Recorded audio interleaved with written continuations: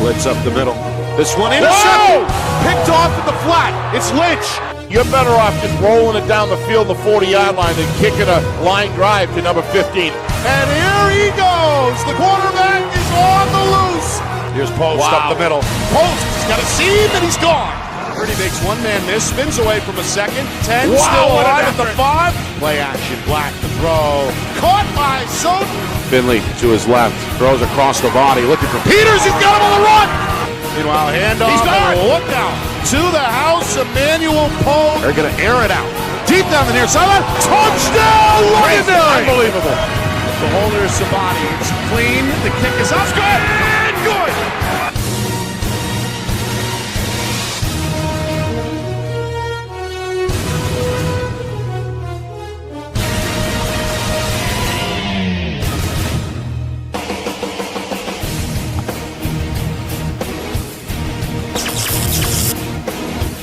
Well, hello everyone, and welcome here to Manchester.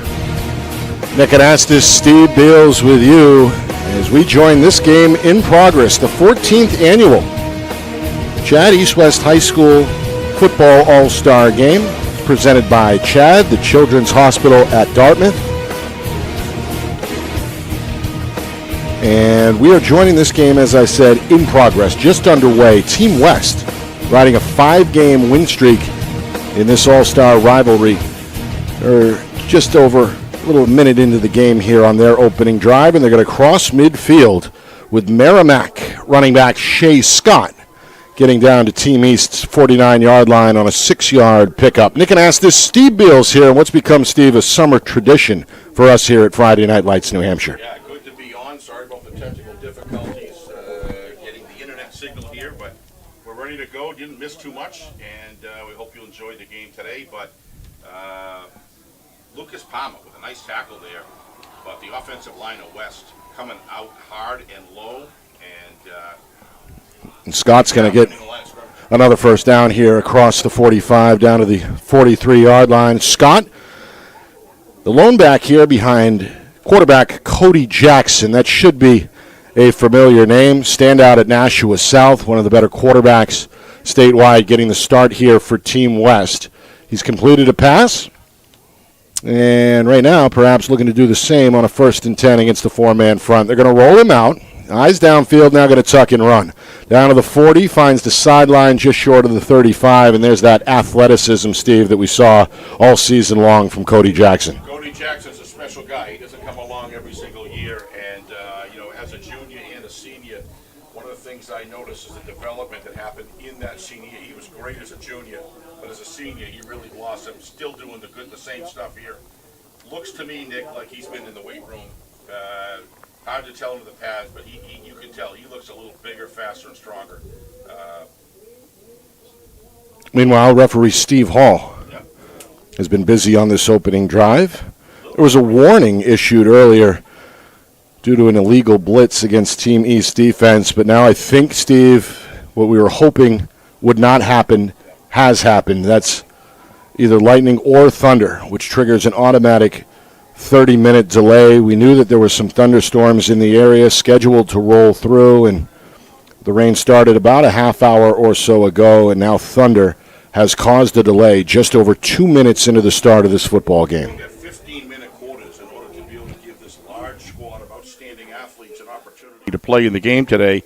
Love the rule, quite frankly. Get a lot of guys, have a lot more, but a lot more time individually. They can go deeper into the lineup, which is great, but I feel bad for the folks who are waiting to get the game on, and we barely get started only about 2 minutes into the game, a little over, and here we are on delay. So unfortunately, a break in the action just after it begins. But you brought up a good point, the 15-minute quarters. It also allows these student athletes who are going to compete at the NCAA level to get used to the idea of a 60-minute football game. Well, one of the benefits is the vast majority of players are going to play one side, going from playing two sides of football, in some cases three. Right. Generally speaking, going to one or backing up on one of the offensive defenses and then doing special teams. So the 15 minutes is still, though, when you're out there that long. And the intensity of NCAA football, they're going to feel that in the beginning. But that's if they get out there as freshmen. But as they get weeded in, they'll get developed. Looks like a pretty good crew tonight. Nick, you were talking about West. You said 4 out of the last 5 years. They've won 5 straight. 5 straight. Looking to make it 6 correct. in a row. The last East victory was back in 2019. Overall, the West ahead in the series, 9 wins to 4. So the East with, well, I'd say a little extra motivation as they try to snap that skid. Absolutely.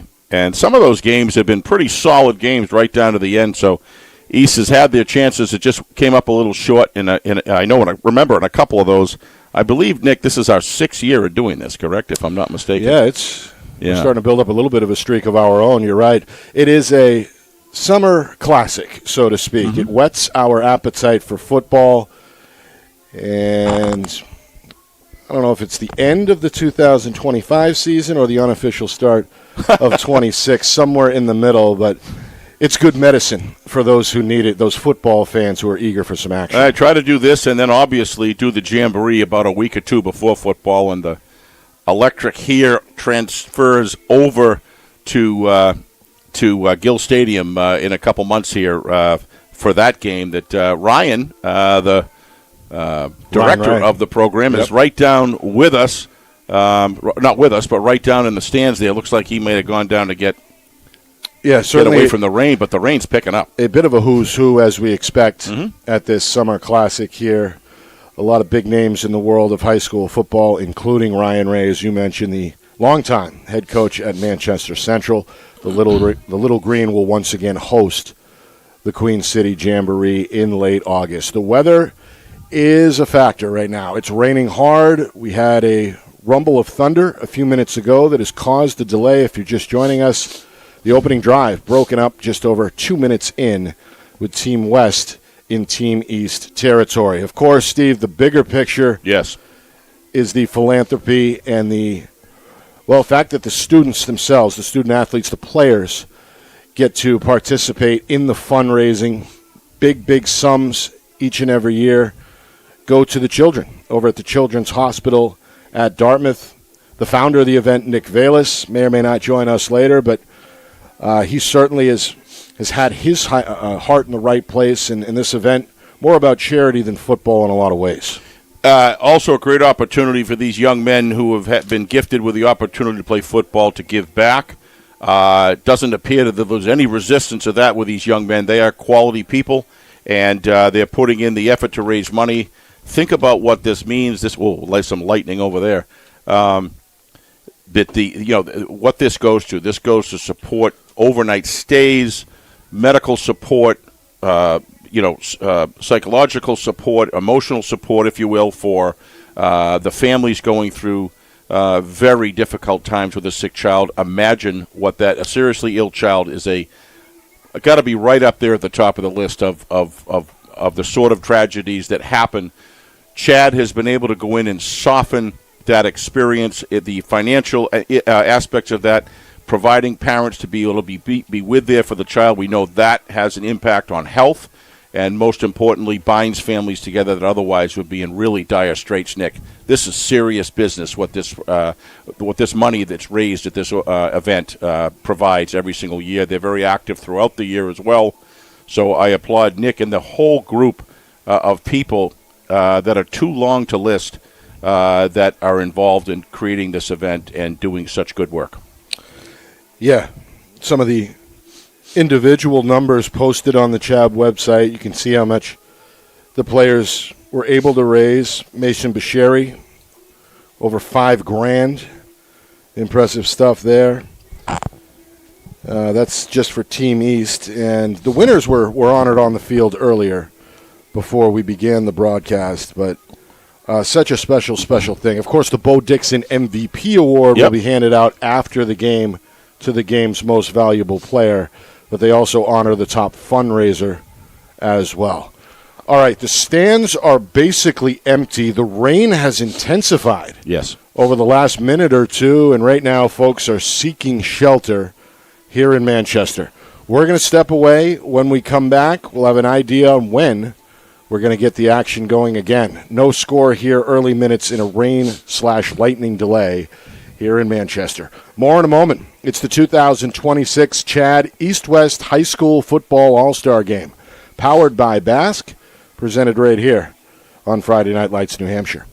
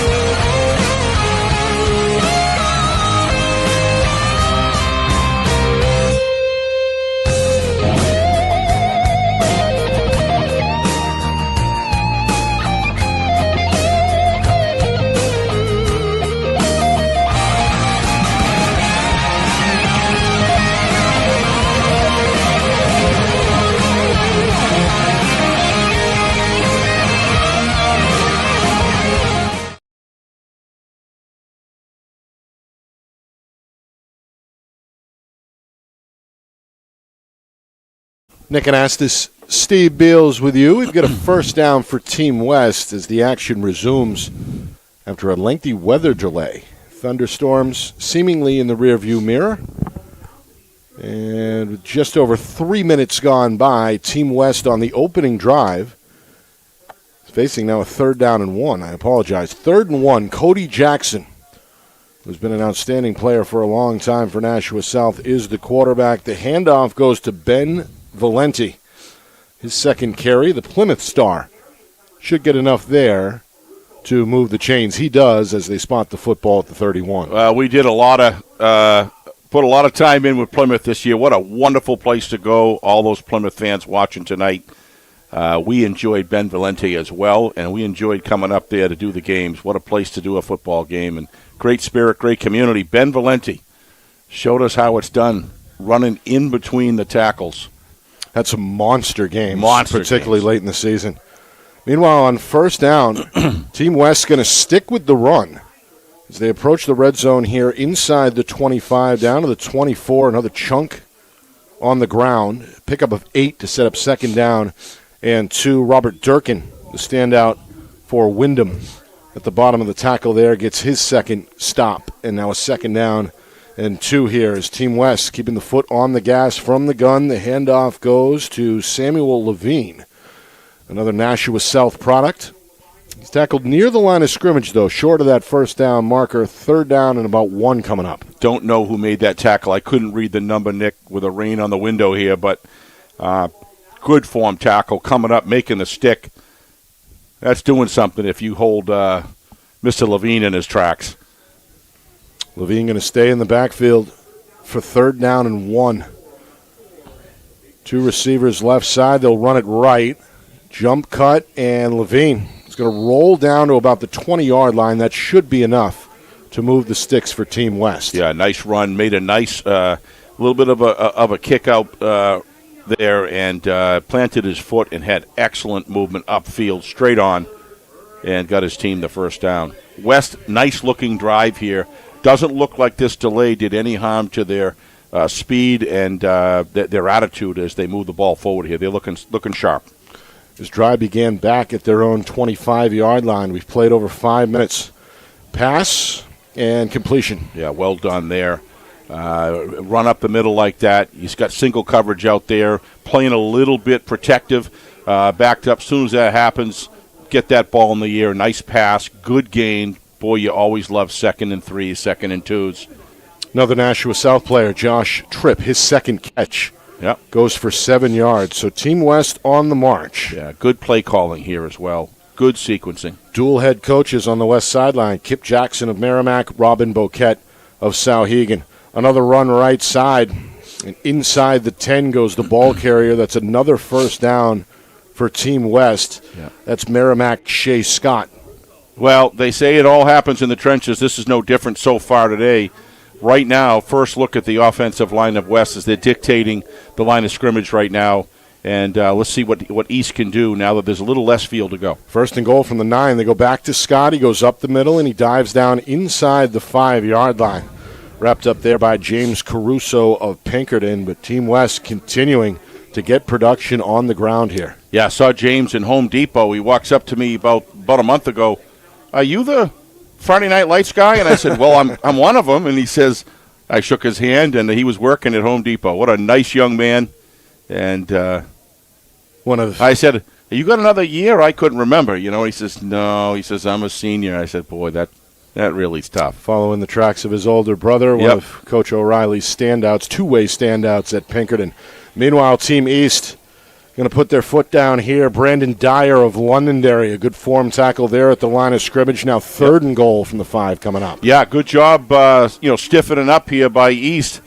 Seem to be holding the line of scrimmage a little better here with on the 4-yard line, but this could be 4-down territory. I'm sure they want 7. Levine the back, handoff, stretch run, and he can't get the edge. Yeah, number 1. That's Javion Teeter. Yep. Who has been a terror in the Londonderry secondary for the last few years. Comes up to make the stick, no gain, and now 4th and goal from the 5. Decision time for the West coaching staff. Well, whoever did this roster really helped us out. Put that J/ so Nick got it right. I didn't, but Nick got it right all up. That's why I do color. Javion, yeah. Meanwhile, timeout. As Coach Jackson, Coach Boquette, they want to talk it over here. First timeout. Yep. Either way, comes as we near the midway point of this first quarter. A lengthy opening drive for Team West after a half-hour delay due to weather. Yeah. West looking to get on the board first. And as we mentioned, this rivalry now in its 14th edition. 9 of the first 13 have gone to Team West, including the last 5. Yeah, they've just been able to, for whatever reason, they've been able to either control the line of scrimmage or have a mammoth defense out there. The games that I've seen specifically, watch them all here from the booth. And right now, I really like the play calling. I'm surprised that they haven't released a quarterback run yet. It wouldn't surprise me right now if they put it in his hands and try to pin in the defender and see if they can get it in the end zone right outside the hashes. That would be my guess, what we may see right now. But you got to give Team East credit. They've done a good job of stiffening up here and trying to hold this thing to potentially 3, or maybe can get out of it completely. But I'd look for a run outside here. Here's Jackson, the quarterback, on 4th down and goal from the 5. He's going to run left. He's going to tuck. He's inside the 5. Collision at the goal line. He's not going to get there. What a great job. A gang tackle at the 1-yard line, and East is going to take over. You called it, Steve. They keep it with Jackson, but East able to swarm to the football there. East got stingy all of a sudden, Nick, there about 4 or 5 plays ago. You got to give them a lot of credit. That is a big emotional stop for them. They get the football back, still 0-0. Let's see what their offensive line can do.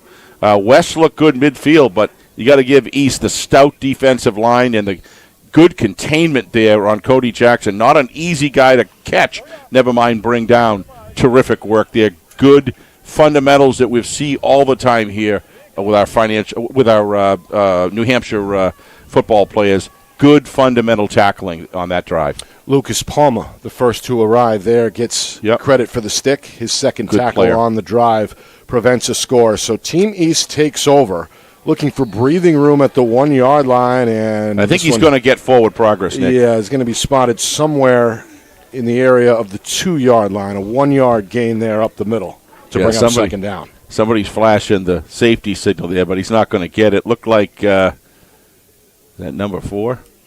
On the tackle, 58. How about Brennan Krause of Bedford? Yes. Part of the Division I champion Bulldogs' success the last few seasons. Saw online today, is it Jake Ben was named captain of his team. His dad put something there online, which is very nice. Very proud of his young man, and he should be. Really a class act that we saw when we watched Bedford play this year. A lot of coaching changes maybe we can talk about in some open space. Right. Here's Sean Griffin, the quarterback, takes the gun snap, and misdirection is going to free up room on the sideline. How about Jordan Zanini of Salem, one of the speedsters to watch tonight? He's up the sideline to the 32. That's a gain of 29 for Team East. Well, I think for East, Jordan Zanini was a great pick to bring him on board. He can do some things with his, Frank. He's rugged. Don't ever underestimate his strength. But how he can move and how he can become so difficult, if you will, to get a read on. It's very difficult to get a square tackle on him. We saw some amazing things down at Salem this year with Mr. Zanini. Jacob Schuff of Manchester Memorial with what may have been a touchdown-saving tackle there. Either way, a big play for Team East. New quarterback, throw and catch. Andrew Brown of Portsmouth with the completion, and another first down for Team East. This time they go to the far side, and Micah Gedney of Portsmouth. So there's that Brown to Gedney connection that we saw on the Seacoast all season. Yeah, number 13 there. Was it 13? Yeah, number 13, Michael Sanasuazo. Didn't get a straight-on block. I'm sure he would like to have been that a little better, but he did get enough of that body to kind of get him get the defender off balance, and give his running back a chance to make an inside weave, and got the yardage for the first down. So Team East looking good again. Good play sequencing, very different offensive type strategy here, but it's working. A lengthy drive by Team West was shut down just shy of the goal line. Team East responding with this drive beginning at the 1. Brown's going to go deep on first down, and there's the completion. Along the sideline and tackled at the 10-yard line. What a great job. Big catch there for Mike Sanasuazo of Timberlane, the 6'3 wideout, with his first catch. And East is in business at the 11-yard line, 1st and 10. Andrew Brown from Portsmouth. I thought he was a junior, Nick. Nope. He's a senior. I thought earlier in the year that when we went there, he was a junior. So that was a well-thrown ball, but the big key there is he had pocket space and he had great vision. They gave him a nice V pocket there to throw out of, and he nailed it. A 45-yard pickup.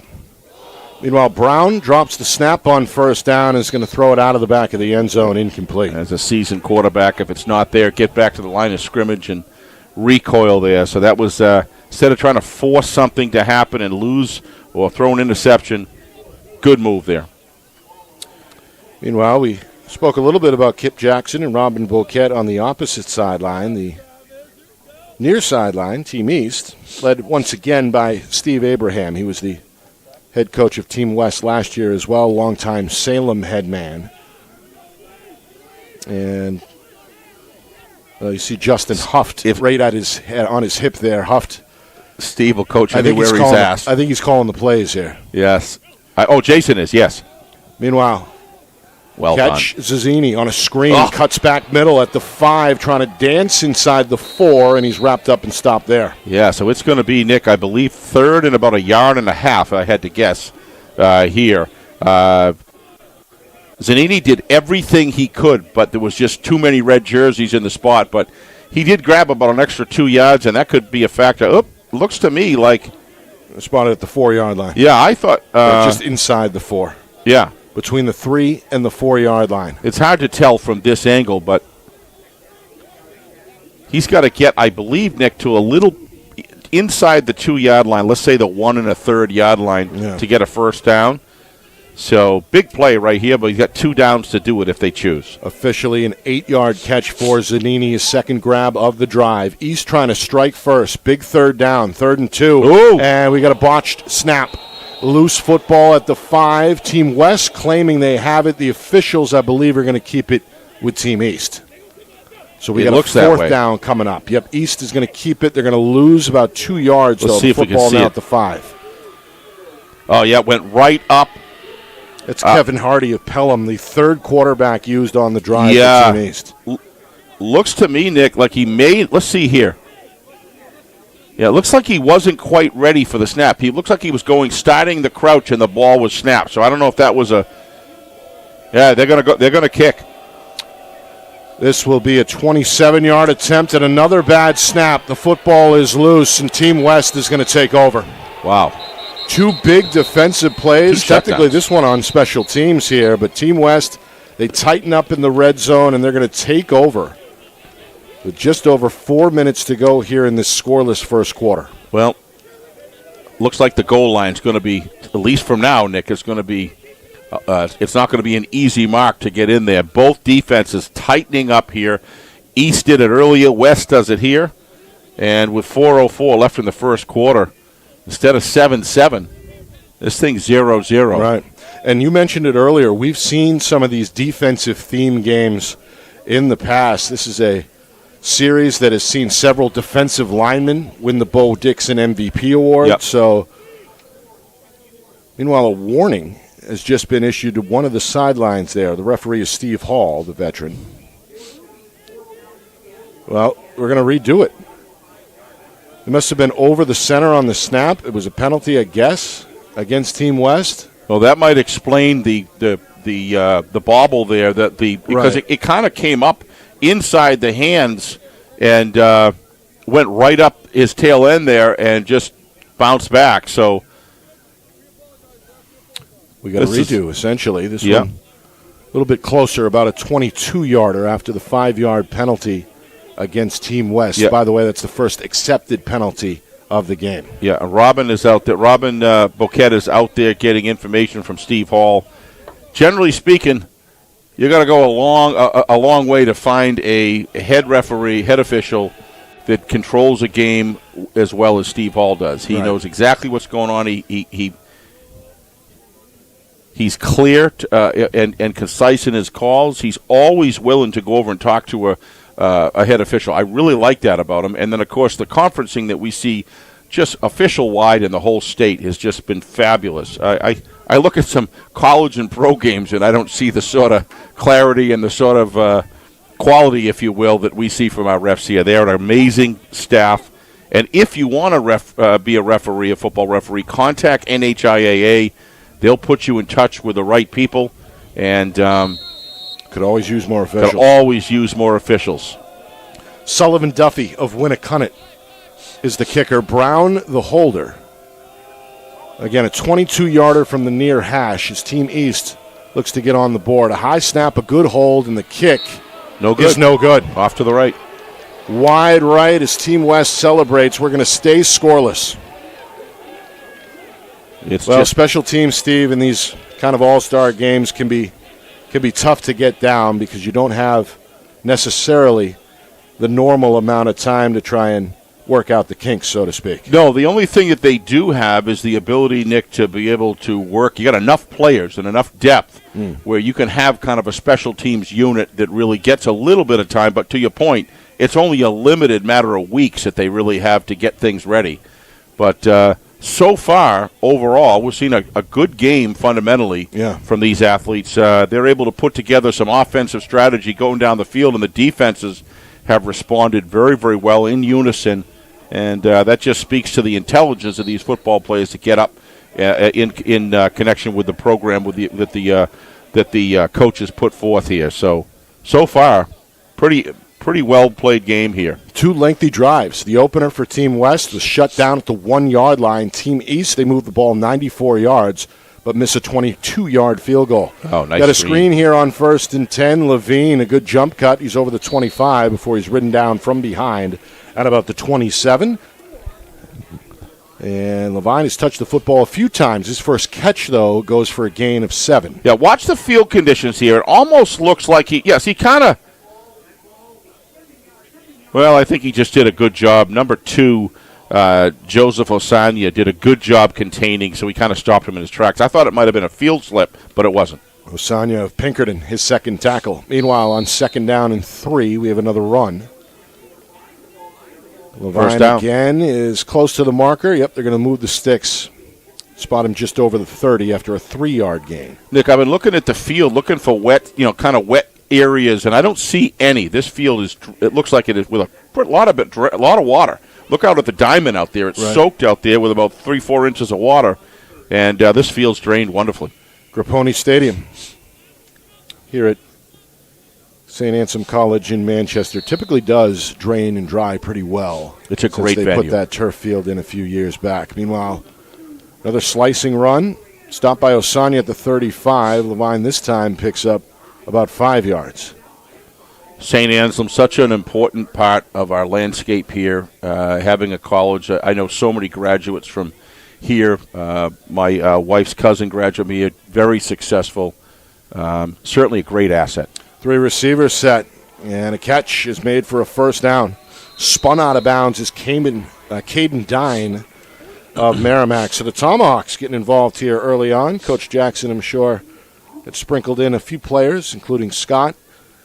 And now Dine into the game plan. Dine's grab is good for 16 and a first down. Meanwhile, Jackson has now completed 4 passes in this first quarter. We're inside of 3 minutes, still scoreless. Another throw, a little miscommunication. Yeah. Nobody in the area, incomplete. Looks like, I can't tell who it is. Is that number 9?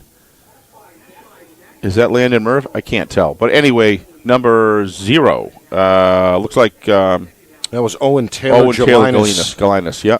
Gelinas of Manchester Central. Yeah, some confusion there. Don't know who it was, but he took an inside route, and it was, I think, obviously, quarterback thought it was an outside.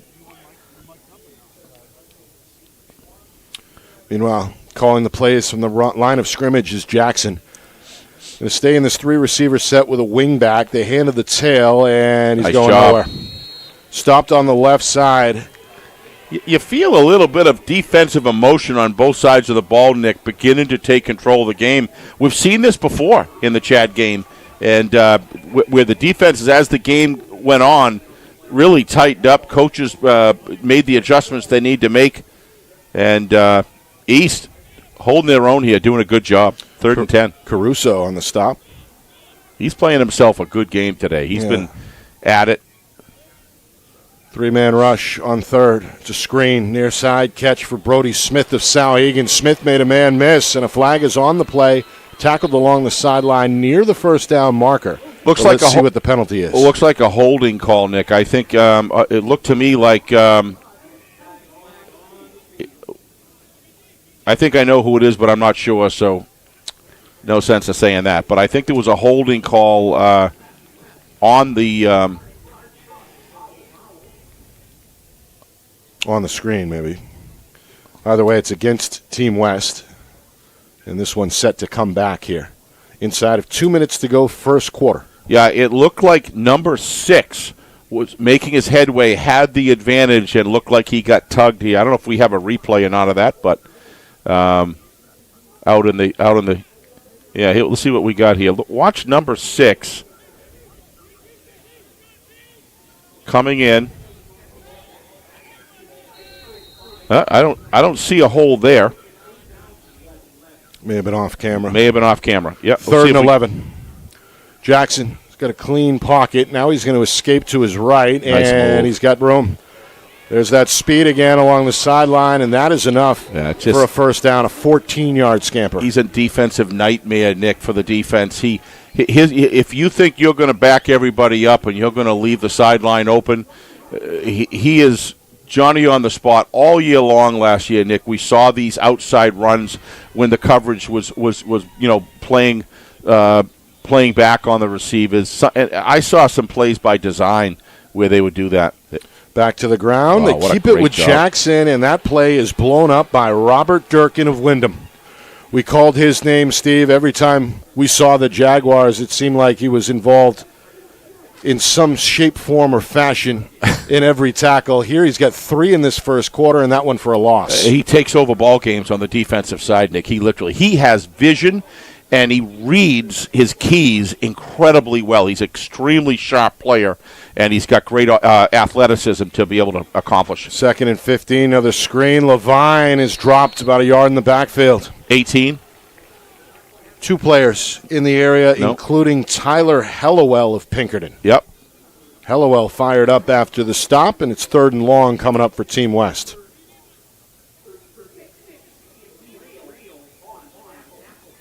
Grail in there as well, Liam McGrail of Wyndham. All right, 3rd and 15 here. Could be the final play of the quarter. We're down to 20 seconds. Jackson going to air it out. Jump ball near side, what an intercepted. Athlete. It's Teeter on the pick. The Londonderry star going to celebrate with Team East on the sideline. Interception. It comes with 12 seconds remaining. Well, Coach Lozon, family and fans of Londonderry will be pretty proud of that. That is an athleticism there. Watch this. He was behind, and he just beats the throw. And most of all, like great defensive backs, they controlled their body was in position to control the catch. And what a terrific job. You really want to see the offensive receiver be a little more physical with his torso there to gain position. What a great defensive play. What athleticism. So the interception comes on 3rd and long, and now Team East is going to lose the football. Another flag. The play stands. It's a loss, as Team East was able to recover the loose ball, but some of that center quarterback exchange becoming problematic. Kevin Hardy of Pelham never quite had the football there. Penalties against Team East. Couldn't see what the call was, Nick. It's going to be declined by Team West. Yep. They're going to take the result of the play, and that should bring us to the end of the quarter. We'll see. Still 8 seconds remaining in this opening frame. So they lose the down. The officials have been busy here. They're going to lose 5 yards on the play. 2nd down and 15, and we're waiting for the clock to resume here. Coach Abraham, pretty animated today. He is into this every time he gets on the sidelines. He wants to win, and he's giving it to the official right now. He's a true competitor. Not happy at all. And I don't think anyone thinks that Salem isn't going to be a factor this year. Yeah. They've got some real heavy wood coming back, and I'm sure Steve is very excited to come back with what he's got there as far as a squad. They will be in the mix. Fresh off another trip to the semifinals for the Blue Devils this past season in Division I. That's going to bring us to the end of the first quarter. No score here in Manchester.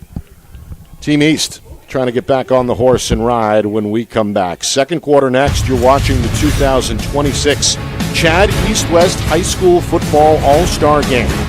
It's presented by CHaD, and it's live right here on Friday Night Lights New Hampshire.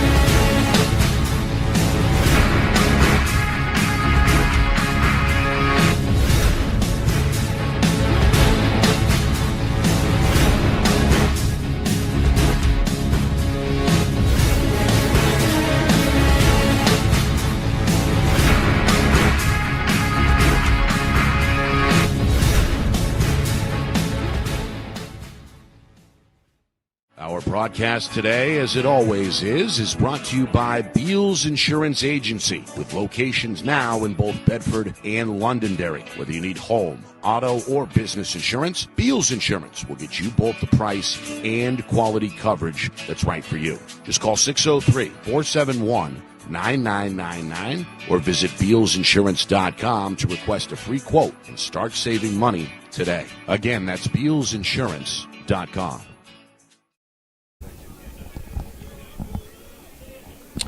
Well, Nick Anastas, Steve Beals, here in Grippoti Stadium on the hilltop at St. Anselm College here in Manchester. The 2026 CHaD East-West High School Football All-Star Game, the 14th annual edition here. Team West, they've won 5 of these contests, 5 straight, and lead the overall series over Team East 9-4. We had a weather delay. Some thunder showers passed through the area. Had to stop the opening drive just 2 minutes into the game. And that was kind of an odd first quarter. Both teams able to move the football but were shut down near the goal line. Opening drive ended at the 1. Team East marched down to the 5 and then missed a 22-yard field goal. Second drive for Team West ended on a Javion Teeter interception. And now here we begin a 2nd down and 15 to start the second quarter with a penalty. Steve Hall says false start. Somebody up front jumped for Team East. All right, we were originally scheduled to go 4 15-minute quarters. The first quarter is in the books. That was 15 minutes. But because of the weather delay, we are going to play quarters 2, 3, and 4 at 12 minutes, which matches the standard for high school football here in New Hampshire. Well, you can certainly understand that, Nick, with the delay. It's not like a 5-minute delay. It's 35, 40 minutes, really, right, before you get going again. So to keep things on track, I think it's a good move. As always, they're right on top of things here. 2nd down and 20 to the air. Brown can't find Zanini on the sideline. Incomplete. Now a 3rd and long coming.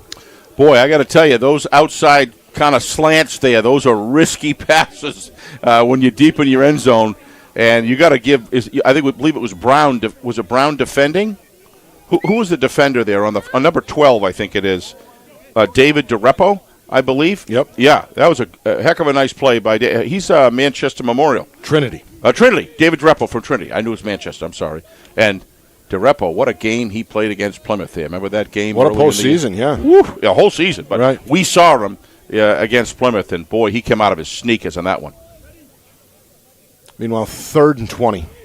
Brown again from the gun. It's a 4-man rush. It's a quick throw and a diving play on the ball. Boy, these are. Let's see if that's a catch or not. The officials are going to say it's a grab. Either way, it's well short of the first down marker. Back near the original line of scrimmage, 4th down. High-risk play calling against a solid all-star defense here. You got to give East credit. They're going for it. They say we're on offense. We're going to ramp it up, and we're going to see what we can get. But it's a heck of a catch. Down comes short. Yeah, heck of a grab. Yeah, concentrating sure from the ground to pull that one in. That's Zanini's 3rd catch. Agreed. It goes for 8 more yards, as he's been the favorite target for Team East. But 4th down and 12. We're going to bring on the punter, who's standing with his heels at the 1-yard line. Lefty kick, high in the air, off the foot of Jackson Brock of Dover. That is a good kick. Fielded at midfield and taking it out of bounds near side for Team West is Rylan Rodalunas of Sauhegan. Of course, the Sabres went undefeated during the regular season in Division II, but fell short in the championship against Trinity. Coach Boquette's going to bring a lot of that squad back, Steve, and Sauhegan set to be a factor again in 26. No question. Just want to call attention there. I believe it was number 5. Who was that fielded the ball? Was that Ryan Rodalunas, number 5? Rodalunas, yep. Yeah. You realize how difficult that is to be going. Look at you'll see the replay right here. Great kick, by the way. Outstanding kick. Really got a good foot on it. Now look at he's going back, circling back, got to field it, and then grabs every yard that he can, plays it safe, gets his team the football inside the East zone. What nice work there. What an athlete. Good field position for drive number 3. Team West from the East 45 on 1st and 10. New quarterback. Handoff, sweep. Brody Smith of Sauhegan looking for the corner. And he got thumped after crossing the line of scrimmage. Only about a yard gain there. Good play on the edge. Teeter came to play today. Yep. Came to play, absolutely. And that's bringing it. You're going to see it right here. Look at him come out of nowhere and finish the job right there. Good job by number 5 as well. Evan Hughes containing it and slowing him down. But he had his shoulder lowered there, Nick. He was going to get some yardage, but give East. These defenses are solid, both of them. Gain of 3. 2nd down. Handoff again. Trying to find space on the bounce is Smith. And Smith again gets leveled at about the 40-yard line after a gain of 2. Number 99 from East. That's Caruso again. That's Caruso. starting to string together a pretty good first half with his third tackle. Mm-hmm. So we got a third down, and they're going to call it 3 here. 2 minutes gone by in this second quarter. Game still scoreless. West, they're looking for the 35-yard line to move the sticks. Go back to Smith, and he's cut down. Yeah, this is great work. If you see number 36 Caruso again. Yeah, but number 36 was in there as well, Nick. This team tackling is working for Team East. It's kind of interesting. Had the opening drive there by West, kind of went down the field. You think, line of scrimmage just isn't going to be able to handle these guys today. Well, nothing doing right there. And Team East just keeps on coming on strong defensively and working as a unit very, very well. Looks like they've played together all year. Liam McGrail of Wyndham, his second tackle. Yep. Brings up a 4th down and 3. You got a 3-receiver set here. Press coverage, top of the screen. They're going to look that way. Jackson hit on the throw, and there's the catch. Drops it in the bucket inside the 5-yard line. Well, that's just take a look at the pocket that he throws out of. Give the offensive line credit, and then when you give a guy like Cody Jackson the room to throw, this is what's going to happen almost every time. Watch his footwork. Watch. He's back. He's got a good. He forced the tackle, forced out the rusher outside. That gave Cody the time he needed. You're going to see that right here. Watch him push him outside. Gets just enough time, drops him, and throws a perfect pass. Meanwhile, Valenti trying to grind inside the 3 is cut down at about the 1-yard line. He's going to be short here, and a 2nd and goal coming. Meanwhile, Josh Tripp, 3 catches in this first half. That one, Steve, went for 35 yards to set up the goal-to-go situation. So 2nd down and goal from the 2. They go back to Valenti. He's hit right away, and he's dropped again. Quit. Well, somewhere in that pile is Joe Osanya of Pinkerton, one of my favorites to watch, as you know, Steve. He's got now 3 tackles unofficially. Both sides of the ball. Yeah. Good player. Both sides of the ball. As is Caruso. Pinkerton, of course, they went to the Division I championship a 2nd straight year after winning it in 2024. They came up short against Bedford in 25. Meanwhile, on 3rd and goal, they go up the middle, and we've got a touchdown. It's Jackson on a quarterback keeper, a 2-yard touchdown run to get Team West on the board. Froze the tackle in the corner, Nick. They held them outside, had a little bit of a cross block coming across. Great job. You're going to see it right here. Look at the cross block right here. Picks him up. Number 80 was blocked out of the play. They took the 2 edge rushers, the tackle, I should say, and the edge rusher out of the play, and Cody Jackson just finds the right hole and runs it through. Good work. Good drive by West here, Nick. Took advantage of the short field. Yep. They go 45 yards into the end zone, a 2-yard run by Jackson. The key play was the Jackson to Tripp connection through the air. On 3rd down, they picked up 35. Kind of heard that before, haven't we? We sure have. Nashua South well represented tonight. Yeah. Tom King. Flags are on the play here on the extra point try, so let's see what happened there. It's a false start against Team West. I'm sure Tom King's probably got a picture and a little write-up on that already for the Telegraph for sure. He's down on the field, our old friend from the Nashua Telegraph ETV broadcaster as well. And Tom and I have had an ongoing compound condition situation environment. Tom said that the pool and all of the everything around the pool is perfect. And he told me to tell you, Nick, to go down there and go against me on a cannonball splash competition. I have a funny feeling I'll win that. You're going to redo this one here. Tom is everywhere. A little bit longer here, 25-yard extra point. The kick is up. It looks like it's and no good. It's wide left this time. Yeah. We saw Team East missed a field goal from 22 yards. This 25-yard extra point fails. So it's 6-0 West after the Cody Jackson touchdown as we near the midway point of this second quarter. Points hard to get so far this first half. Even unable to get the extra point. I think that's the 3rd field goal try. It's at least the 2nd. And I believe it's the 3rd, and all 3, none of them split the upright. So, but nevertheless, West is on the board. Good drive, well sequenced plays, and Cody Jackson give him a 1,000 to 3 1,000, and he's going to burn you if with Mr. Tripp there down the left side. That was just a beautiful play. One for the highlight reel on the CHaD game 2026 for sure. Jackson of Nashua South, 5 completions in this first half. And now a rushing touchdown to his credit as well. So 6-0. Points hard to come by here in this first half. Again, if you're just joining us, we had a long weather delay. This one originally kicked off at 6 o'clock Eastern, but 2 minutes into the 15-minute first quarter, we had a delay due to a passing thunder shower. The field got drenched. And, well, we've been back in action now after that delay. Our first score coming a moment ago from Cody Jackson. This is a high kick. Going to be fielded by Zanini. He's got room over the 25 before he's ridden down at about the 28.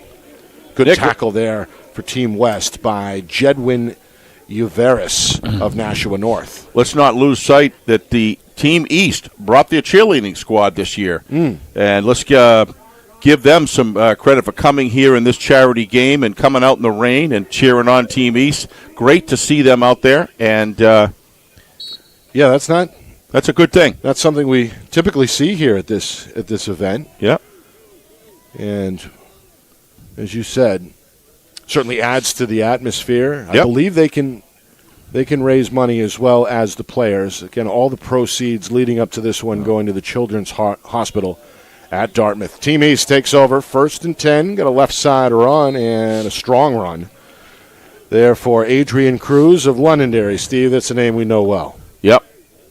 Cruz going to scratch out about 4 there to set up 2nd and 6. He's pretty regular with at least 4 when he runs the football. A better part of that varsity success for Londonderry, or I should say he's been a part of that success for the better part of 3 years. Yep. And had a big senior year to cap it off. Coming up on 7 minutes to go until halftime. 2nd down and 6. And this time, Cruz is in trouble.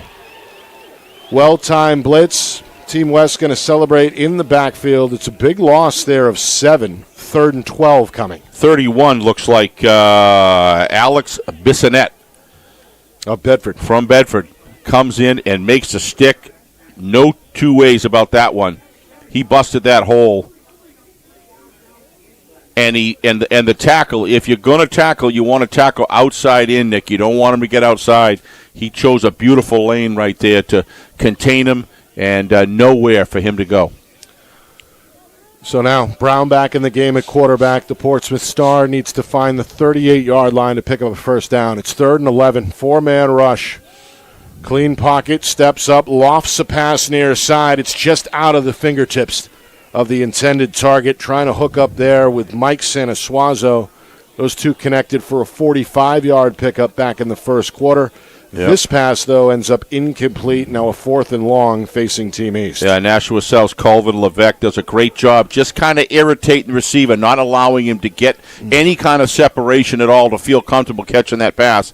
So he was harassing him all the way down there within the legal limits, and that's just great defensive work by him.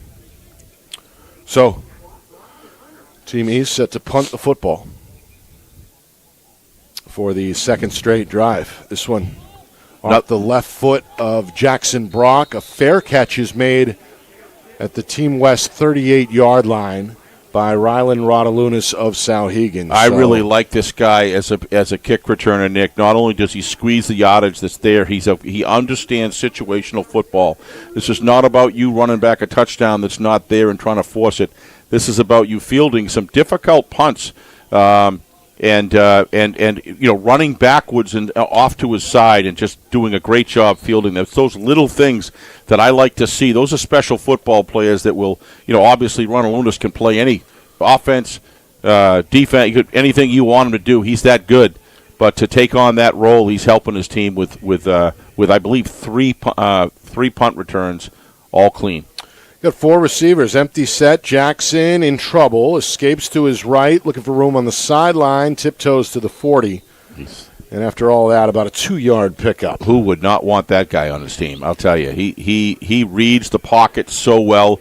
He saw it was collapsing on him. You'll see that, and he's got that breakout speed around the corner to beat defenders. And before you know it, the outside edge rusher realizes he's lost 2 steps after Cody takes 3, and that's why he's so lethal as a quarterback. He can extend plays, and that's what we're looking for today in good quarterbacks. And, boy, can he fire a good ball. It's a quick look inside of press row here at Acroponi Stadium. Ooh. Quick catch. That's Tripp. Another grab, his 4th of this first half. Gets him out to the 46-yard line. Wanted a face mask call there. Not going to get it. Instead, it's 32. That's what I was oohing about. Another 5 yards, though, for Tripp. Did you think he got the mask, Nick? I couldn't. It looked like he was around it, but. Well, Teeter, Ooh. And then the second defender. Could have been an incidental. May have gotten a piece there, Tyler Hellawell. So that'll be a first down. We go up the middle again, or no? This time it's near side. Off to the right. And that's Levine, met by Teeter. Teeter racking up the tackles here, 4 unofficially for Team East. He also has the interception to his credit. Yep. 1st and 10. Team West again in Team East territory. Football at the East 49 against a 4-man rush. Another quick throw near side. Catch made. And after the grab, the receiver escorted out of bounds. Shea Scott, who's done most of his damage in the first half, out of the backfield, gets his first grab for a gain of 7. Teeter, another stop. Jackson in rhythm here. Trying to keep things going and get the offense right to the line. Another quick snap, another rollout. Jackson trying to plant that foot. Nobody open, and decides to swallow the pill at about the 43, the line of scrimmage there. No gain. Good coverage there by Team East. Yeah, good coverage, and Cody was going to take it right off. I think if he did, he would have got quite a bit of yardage. He probably would have. Probably may have had the first down. Watch, and then he was going to go, and then he had to go the first time. Either do it or pass it, and just give East credit for tight coverage. To your point, Nick, downfield. Durkin, another tackle. Meanwhile, Scott on 3rd and 5. Team West stays with the run. Yeah, we've got a big play coming up here. And he's down at about the 41, good 2 yards shy of the first down, so 4th and 2. Yeah, tough spot there. I thought he got closer to the line, but maybe not. We'll see. But this is a big play right here, Nick, if they're going to go for it, which it looks like they are. Yep. And if they can execute here, Team West. 4th down and 2. 2 receivers right side. They go to Valenti up the middle. Valenti, a jump cut, and he's got the first down. Such a smart runner. He understands that he got the first down. Just hold on to the football. And he's refusing to go down here. Yeah. Finally, the play is whistled dead at about How often have we said that? The 36-yard line. He grinds out 5, most of that after contact. Yeah, Valenti, part of that ground and pound Plymouth Bobcat attack that's been so consistent over the years in Division II. You know, they're going 12 minutes, but boy, there's still 4 minutes left, and it feels like it's been 15 minutes. But a lot of stoppages in play, which is stop the clock from running. And only one score so far, a 2-yard touchdown run for Team West by quarterback Cody Jackson. Meanwhile, this one, Steve, a neutral zone infraction against Team East. Yeah. It's going to give Team West a free first down at the 31-yard line. Yeah, Robin Bouquet's got to be pretty happy about executing that first down. There's a situation there, Nick, where they really wanted that, and so did East.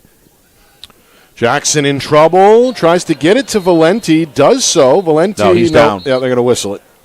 Yeah, his right knee looked like it was down there, I believe. We're going to get a good look at this slow motion. The action happening right in front of referee Steve Hall. Hall. His right knee was down. Who did blow the whistle. We get a look there. Again, Durkin causing problems. Left knee, sorry. And Jackson clearly down on the replay. So that's a sack, if I'm not mistaken. A 4-yard loss effectively sets up 2nd down and 14. Team East defense just doing a terrific job to keep it at only 6 points in this game against a very potent and skilled Cody Jackson and crew. Down to 3 minutes here until halftime. In the flat, a spin move is going to pick up a couple of yards. Nice tackle break there. Inside the 30, stopped at about the 28. Was that Tripp? As Tripp makes catch number 5 for Team West. Boy.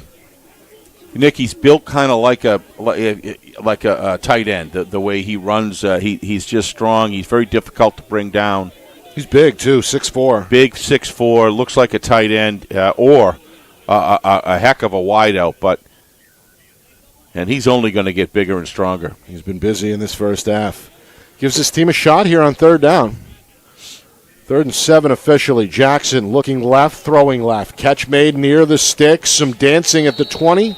Leaning down to the 19 for a first down goes the receiver. Yeah, I really like what number 11, David DeRepo, did right there. He's aware that there's 2 minutes left. Plenty of time for West to keep the ball, but why not burn some clock while you're working down there inside the red zone, Nick? That's just smart play by DeRepo. Meanwhile, Liam King, who played at Manchester Central and at Manchester West, makes the catch there. And a nice run after the catch sets up a first down at the 19-yard line. Yep.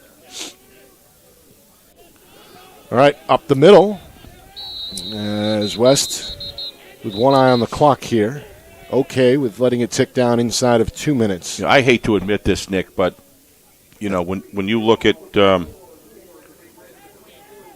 Coach out there, the way he runs the offense, I'm teasing it. I hate to admit it because we go back and forth at each other all the time in a very fun way. I think the world of him. He's a great offensive mind.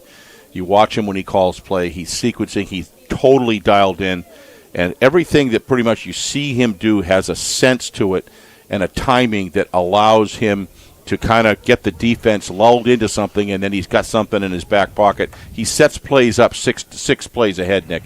And talking about Robin Boquette, he's fantastic, and so is Mr. Justin Huft on this side. 2 very good offensive coordinators today. Right. You've got C calling these offenses, so these defenses are great. And let's face it. I mean, these defense is easier to get going than offense. It takes a little while, but good movement. That's the second neutral zone infraction against Team Ace. It is. Yep. So a free 5 yards sets up a 2nd down and 1, and now we have a timeout on the field. Yeah. With 1:43 remaining. Yep. Coming up at halftime, stats, highlights, analysis, full recap. And we'll see if we can get some reaction down on the field as well. Rain, meanwhile, starting, unfortunately, to pick back up here. Well, you're talking, Nick, about the penalties there. Well, that's just what we call careless aggression. I knew a coach that's what he would call it. It's just you're aggressive, but you got to be in control of what you're doing. You can't get that aggression is appreciated. You hope for an aggressive defense like that, but you got to when they're down in your red zone, you really have to avoid penalties because it's just giving freebies to the offense and just making them feel that the incline or the downhill is steeper and it makes the defense tough. You're losing ground. Anytime you're backing up, gets in your head and you start thinking, well, we're getting backed up, we're losing, and defenses need to stay in control, stay disciplined, and make sure that the aggression is in control. 14th annual CHaD East-West High School Football All-Star Game here in Manchester. Nick Anastas, Steve Beals with you from Friday Night Lights, New Hampshire. Team West looking for their 6th straight win in this ongoing series. They've won 9 of the first 13 games. They've got a 6-0 lead on the board here thanks to a second-quarter touchdown from Cody Jackson, a 2-yard run for the Nashua South quarterback. Jackson coming out of the timeout. He's taken every snap so far for Team West. He's got his high school teammate Levine to his right. They're going to go to Levine. Trying to find room left side. Does sneak inside the 10 before he's dropped at about the 9-yard line. Brady Clemente of Wyndham with the stop. First thing they want is a first down, obviously, but they're also not afraid to burn some clock. 126 is more time that they want to leave at whatever the result of this drive is, and that's just good thinking by West. But you want to be careful. How many timeouts do they have? 2. So they're in good shape for timeouts. So he can stop the clock when he wants to. 3rd and inches here. But don't leave 2 minutes on the clock. Now we're down to 106. Scott is the back. They go to Scott. The Merrimack standout is going to be close. Wrapped up, driven backwards at about the 10. And I think he's short. Let's see where they mark it. I think you're right, Nick. I think he's a yard short. So East defense doing it again. Not making it points easy, just like West on the other side. Anthony Magri of Winnicott, the 5'7", 260-pound defensive lineman, was in the right place at the right time there to make the stop for Team East. So fourth down, this one looks like about 1.5 yards. Time to think here for Team West. They've got a 1-score lead on the board. A field goal would make it a 2-score game. But I got a feeling the offense may stay on the field here. I think you're right. They're going to break huddle with Jackson and company still on the field. So we're inside of a minute remaining until halftime. Well, this one is typically an unofficial kind of look ahead to the upcoming high school football season. We've got about 2 solid months before Labor Day weekend rolls around and we get that jamboree going up in Manchester. But this one, Steve, is cool on the palate, so to speak, for football fans. No question. All right. Team East back on the field defensively. Team West is going to roll out 4 receivers, 2 to each side. Jackson puts one of them in motion, takes the snap, fakes the handoff, goes up the middle, and he's got the first down. He's got it. Needed about 1.5 yards, ends up picking up 3 down to the 7-yard line. We're inside of the final minute before the break. Yeah, Team West doing a terrific job maintaining their timeouts, Nick, working them, keeping them at the end, and that's what's allowing them to control this drive and really use this last 40, 39 seconds running. They can get 3 plays off if they want to. First and goal from the 7, down to 30 seconds. Jackson from the gun, throws incomplete, trying to find Tripp right side. That ball hits the turf in front of the intended target, and we get a second and goal from the 7. Yeah, it looks like he had Owen Galinas in the deep end zone. You'll see it over here. He was free. I believe that was him. Yeah, and he had him deep in the end zone. Just couldn't see him. That does stop the clock with 28 seconds. Still got 2 timeouts, so you really got 3 plays here, easily. Jackson against a 4-man rush. Got to get rid of it. Tosses it incomplete. Ooh, that was risky. Lofting looked like a screen pass for Levine. Ends up incomplete. And now third and goal coming with 24 seconds to go. Yeah, read the screen very well. Look at 85, sees it right off, grabs the receiver. Good thing he wasn't looking up there. He could have had the interception. But little bit of a risky play there. Just well read, I guess, by East. Yep. East looking for another stop here. Third and goal from the 7. Scott back in the game for Merrimack. Jackson, pump fake, escapes to his left. Looking to get to the 5. He's wrapped up at the 4. Good tackle by Micah Gedney for Portsmouth. May have saved the touchdown there. Yep. Interesting decision here. What do you do? 4th and goal coming up. You try to get that 3 points, and it's going to be at the center of the field. Get the 3 points, go in 9, be more than a score out, or kind of makes sense to me. I'm wondering what they're going to do. I thought Cody had the corner, but great defense once again. Gedney erased. East giving nothing here. Timeout. Team West, 2 head coaches this year, Kip Jackson, Robin Boquette. And they're going to converse with their staff here on exactly that question. What do they do? 4th down and goal from the 4-yard line. They've got a 6-0 lead. Yeah. A field goal would be what? About a 21-yarder? 21, 22 I'm going to guess around there. Yeah. Yep, about 20, and to 21. your point earlier, Steve, we've seen 3 missed kicks. One of them was waved off due to a penalty. Another was a Team East 22-yard field goal attempt back in the first quarter. And then earlier in the second quarter, Team West missed a 25-yard extra point. It's an art of timing of between the center, offensive line getting off on time, stopping leaks, good holder, getting the hold right, and the kicker, the timing. There's a lot to make that happen. And, they probably haven't been doing this much more than 3 weeks, unless, but with you don't know who you batter. They've practiced it, but going live is a totally different ball game. Yep. And I think that's playing into this decision right here. It'll be very interesting to see what they do with Cody Jackson here. Offense on the field, same formation. 2 receivers each side. He may run the ball here. get outside of the pocket and run. 4th and goal. Jackson looking. There he goes. Going to tuck, going to run, now going to throw, and he's got a man for a touchdown. Exactly what I thought. It's Caden Dine of Merrimack. Found a little bit of an opening there in a crowded end zone. The pass on time, on target, and it's 12-0 in favor of Team West. Well, you got a great quarterback right there, and you know it as a coach, and certainly the offensive staff of West knows it. You get Cody. The thing about Cody Jackson is he can throw it either side, Nick. If he's throwing off of his weak side, he's just as good as the strong side. He's an incredible athlete. And what he did right there, the offensive line, everybody dropped back. Offensive line gave him the time and the vision to see. And watch him. He reads the pocket, leaves the pocket in just the right time. I said, you're going to see Cody. They're going to try to get him outside and let him have multiple options. That's exactly what they did. Started running forward towards the line of scrimmage. Defensive coverage has got to come off and take Cody. Freed up a receiver, throws a bullet right in his chest. 12-0. 9 seconds remaining. Extra point coming up. A timeout well first as Team West spends their third and final timeout. Cody Jackson, a touchdown on the ground. Now a touchdown through the air. Putting together a pretty good first half. Yes, I would agree with that, Nick. So you got 12. 2-score game now. What do you think? I wouldn't be surprised that they go for 2 here. We'll see.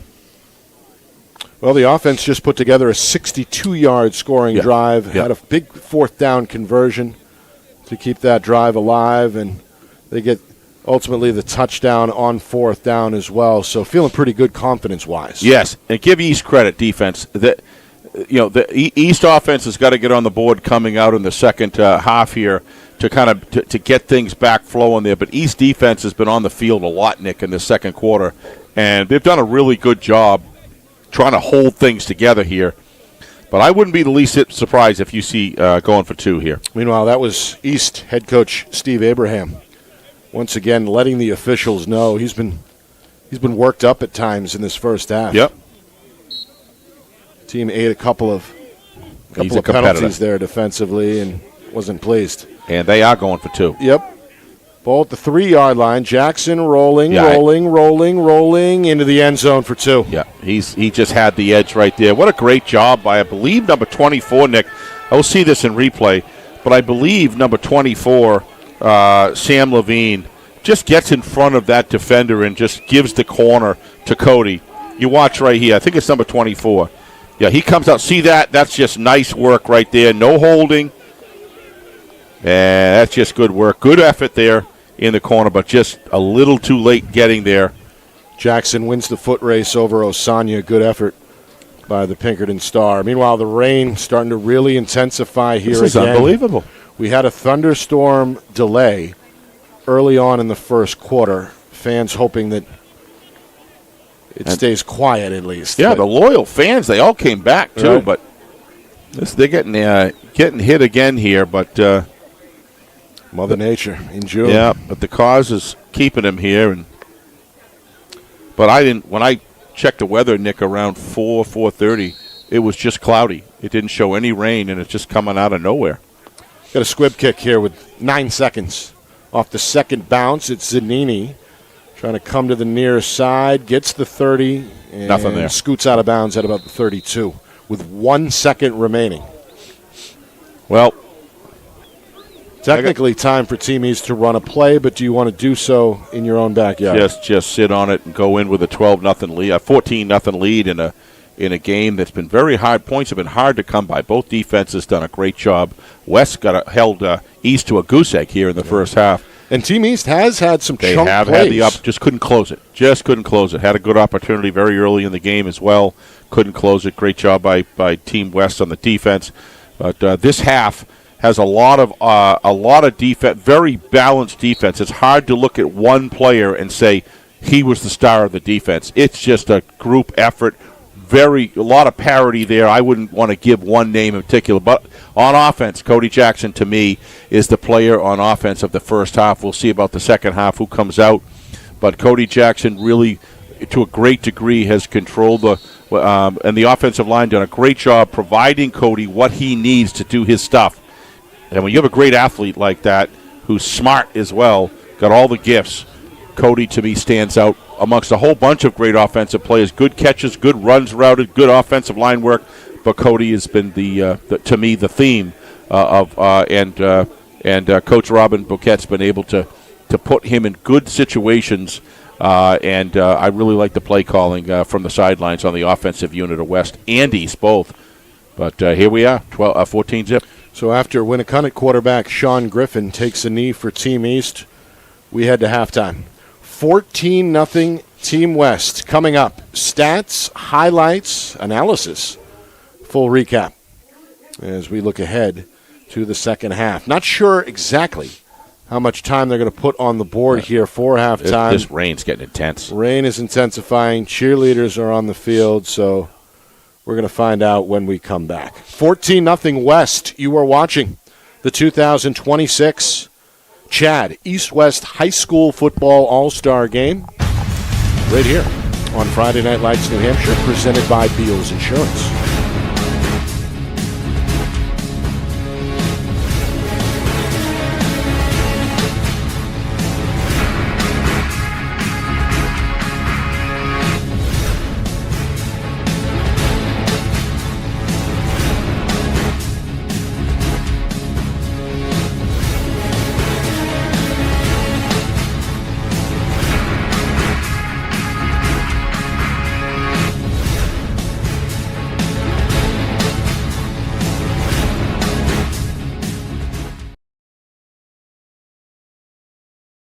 Our broadcast today, as it always is brought to you by Beals Insurance Agency, with locations now in both Bedford and Londonderry. Whether you need home, auto, or business insurance, Beals Insurance will get you both the price and quality coverage that's right for you. Just call 603-471-9999 or visit BealsInsurance.com to request a free quote and start saving money today. Again, that's BealsInsurance.com.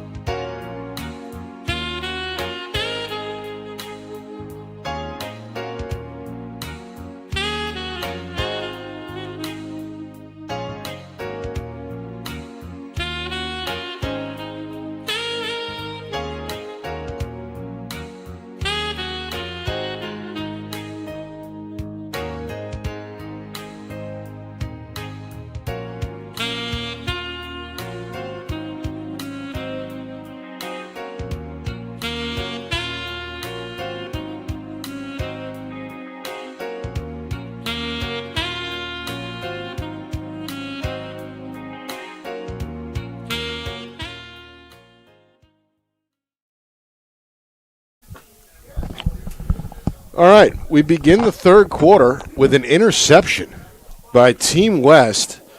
Trinity's Davey Durepo. The interception and a big return after the pick is going to set up Team West at the 18-yard line in the red zone, looking to build on a 14-0 lead just 17 seconds into this third quarter. Nick Anastas, Steve Beals with you from Grapponi Stadium in Manchester. We're live here from St. Anselm College. The 14th annual 2026 CHaD East-West High School Football All-Star Game here on Friday Night Lights, New Hampshire. Cody Jackson was busy in that first half. The Nashua South Star scored once on the ground and threw a touchdown pass as well. Hands off to his Nashua South teammate, and Levine, who was busy in his own right in that first half, is going to plunge down inside the 15 and work his way down to the 12-yard line, a gain there of 8. Jackson, 62 yards through the air to Josh Tripp. Ultimately ended up 14 of 18 in that first half, 127 yards to go with that touchdown. The ground game has been prolific as well. Jackson, 13 carries through the first 2 quarters. Sam Levine with 9. Shea Scott of Merrimack had 7. Turn those into 23 yards. Ben Valenti, 8 carries, 15 yards. All right, got a first down and goal here. Football at the 6. West knocking on the door yet again. 3 receivers running back to the left side. It's Levine. Good jump cut and tackle just shy, I believe, of the goal line. They're going to spot him at the 1. 5-yard gain, and now it's do or die time really for Team East. West threatening to take a 3-score lead here early in the third quarter. Yeah, not what East needed, Nick, to come right out of the gate with an interception there. You're down 14-0. Now West is pounding at the door here again. Cody Jackson comes out for the third quarter. I was surprised, Nick, but he is on fire. Totally understand why he's still in there. Levine hit in the backfield, stays alive, and spins his way across the goal line for the touchdown. Second and third effort. Sam Levine of Nashua South, the 5'9", 195-pound running back. It's into the end zone to make this now a 20-0 ball game. Yeah, West kind of taken over the middle part of this game, Nick. 6-0, and then now have scored 2 touchdowns, probably, in a matter of about 8 or 9 minutes, right, I would say. And that's put East in a pretty deep hole here, 20-0. And good blocking up front there on that play, which allowed Levine to just keep on driving because the offensive linemen were doing their work on the tackle position. Ooh, another extra point is blocked. Wow. No good. As it looked like a couple of East defenders may have gotten a hand on that kick. So the extra point tried, no good, but they do get the 1-yard touchdown run from Levine as we get another look at that failed PAT. I think that's 0 for 5, Knicks, on extra points and kickoffs, if I'm not mistaken. Punts. Field goals. So just kicks. Kicks in general. East had 2 cracks in the first quarter at a field goal. First one was missed, but we had a redo because of a penalty, and then they fail on a 22-yard kick. Yep. So that's 2 of them, and then 2 extra points for Team West have failed. We see the blocked kick there. So I think it's 0 for 4. But either way, special teams has factored in. Steve, as we kind of dive through some of the numbers from the first half, some of the lopsided areas, how about total offense for Team West? Again, through the first 2 quarters, 56 plays, 224 yards, only 14 for 93 on the other side for East. Well, there's a tail of the tape right there. I mean, that's that actually surprised you to me. I thought it was I didn't think it was 14. What do you got? 14 to 56 snaps. To 56 snaps. That says it all right there. Team West has been able to keep their offense on the field with those sustained drives. Squib kick. Fielded off the bounce at the 30, and a good second effort. He's going to scratch out a few more yards across the 35 to about the 36-yard line. That's Brady Clemente of Wyndham. Yep. Part of the return team there for Team East. Well, we welcome those of you watching worldwide. what's become a kind of a summer classic here. I saw the chat room, Nick. There's people from Florida to Arizona to the Virgin Islands? I couldn't believe it. Yeah, Wow. we've got quite a conversation going on. Like and subscribe to the channel if you have not done so already. We certainly appreciate that. Again, Friday Night Lights New Hampshire is on YouTube. It's our official home, FNL-NH Media. 2 minutes in, third quarter, in East, facing an uphill fight here, trailing 20-0. They roll out the quarterback, Andy Brown, on first down. He looks for a man on the sideline, but it's incomplete, trying to hook up there with Jackson Brock of Dover. Flag down here. I don't know what that was about, but Brown had him downfield. He's frustrated right now because he had a lot of room to run, Nick, if he could have connected, which was what I believe was number 8. Brock. Jackson Brock, yes. Yep. Meanwhile, the unsportsmanlike conduct? Yeah, the official Steve Hall, who has been busy tonight. He has. I'm going to sort this one out as well. 2 penalties against Team West in that first half, 2 against Team East. And we get set for the call. And Steve, you nail it again. Unsportsmanlike conduct against Team West. Yeah, something down on the sideline or right on the field on the sideline, either a player or a sideline player or somebody. You could just tell. All of a sudden, everything just kind of stopped. Steve threw the flag. So whether it was something said, I didn't see any contact that would lead me to believe that was the case.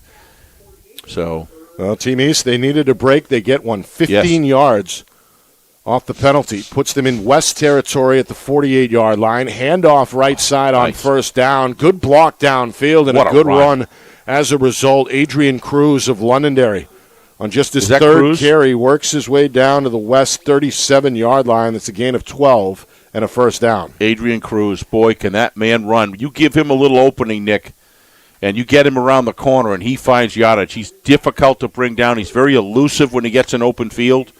And in that situation, they gave him a little bit of an outside edge blocking there, which really opened up an opportunity for him to turn downfield, and he made the most of it. Escorted out of bounds by Sam Fayad of Bishop Girton. A 12-yard pickup sets up a first down and 10 from the West 37. It's a 3-man rush. Brown steps up, throws, airs it out, and the catch is dropped. Well, he had his hands on it. That's the Dover standout that we mentioned just a moment ago, Jackson Brock. And you're right, there's a penalty marker that comes out. It looked like after the play. I think things are getting a little verbal down there, to be honest. Could be. You know, these guys all know each other, and they're competitors. Both of these teams are just loaded with outstanding football players, and they're just. I think, there's a little bit of chitter chatter going on there. Yeah, we saw the unsportsmanlike call a moment ago. Same thing, and we're getting another penalty here against the West defense. Another unsportsman. So there's some chatter going on, and Steve's going to keep it well in line here, as he should. You want to keep things, and that can't sit well with either head coach. No, on the West sideline. Again, dual coaches at the top of the staff: Kip Jackson of Merrimack, Robin Boquette of Sauhegan for Team West, and of course Steve Abraham, once again the Team East head coach. Well, Robin has got to be upset about the fact. Don't let a team get back in the game. I mean, this is moving the football down between Cruz and these 2 penalties. It's about 40 yards. They keep it with Brown. Quarterback's got room to his right, and he's going to go into the end zone for a touchdown. A 22-yard score for the Portsmouth standout. Andy Brown has got Team East on the board. And it's now a 20-6 ball game here, about 3 minutes into the third quarter. Again, Brock and number 26, Calvin Levesque, are going at it down here, just trying to fight blocks off. Now Steve's out. Little happier, though, with that touchdown. I think that was Steve. Yeah, that was Steve. And Steve Abraham, always an emotional, animated coach, really rallies his players. They love him down in Salem there. You can tell his players react to him. They buy into the program. Yep. And but a lot of that just comes from his heart, and it just he creates that atmosphere down there. He's got a great assistant coaching staff. I look forward to watching Salem this year because if you look at what they had versus what's coming back. Yeah. There's some solid play there Gonna that can be had for sure. On the short list of contenders in Division One. Yep. Extra point try. Kick up and it's good. Right down the middle. The elusive uprights today. Right. The first successful kick we've seen either way is an extra point. So 20-7. We've got a game here brewing early in the third quarter as these two teams exchange touchdowns in the opening, 2:42 since halftime. Again, rain has been a factor. We had a long delay about 2 minutes into the first quarter, and then a longer halftime as well. But now it's starting to 13 points. Clear up a little bit. We've got a rainbow overhead in the skies here in Manchester. And hope alive for Team East after they cash in there. A lengthy drive and then a 22-yard touchdown run from Portsmouth quarterback Andy Brown. Again, the history here. Team West has won 9 of the first 13 meetings, including the last 5. Team East hoping for their first victory since 2019. Going to have to do it from behind. Trailing a moment ago 20-0. They're back within 2 scores at 20-7. The kick from the 45 is end over end. Camping out underneath is Rodalunas. He's going to make his way right side to the 15, made a man miss at the 16, and then is dropped at the 18. Good return by the former Sabre. Roby Smith on the tackle for Team West. So, Team East hoping the defense can come up with a stop here. Team West right back to work, starting at their own officially 17-yard line here. Well, 20-0, Nick. Now it's a critical juncture for West and East to capitalize here on this next set of downs. Like you said, if East can hold them here and put together something, get within 1 score, the whole attitude of this game. Matter of fact, you could argue that you can see Team East got a lot of confidence after that running that touchdown. So this game's far from over. Empty set here for Jackson on 1st and 10 from his own 17. He faces a 4-man front. Quick throw. It's low. Diving effort. Incomplete. Liam King, the intended target. King, 1 grab in that first half. The Manchester West standout pulled in a 6-yard pass. All right, incomplete. Brings up now a 2nd down and 10. And again, that hurry-up offense, that style we saw in the first half, stays put here in the third quarter as they get right to the line. Handoff right side. There's a hole. I believe that's Levine over the 20 up to the 22-yard line. Stopped by Osanya and Connor Larars of Dover in there on the tackle. Yeah, it's a third down here. East defense trying to give the offense another shot here. That last set of, but aside from the penalties, the offense looked good. A chance to force a 3-and-out.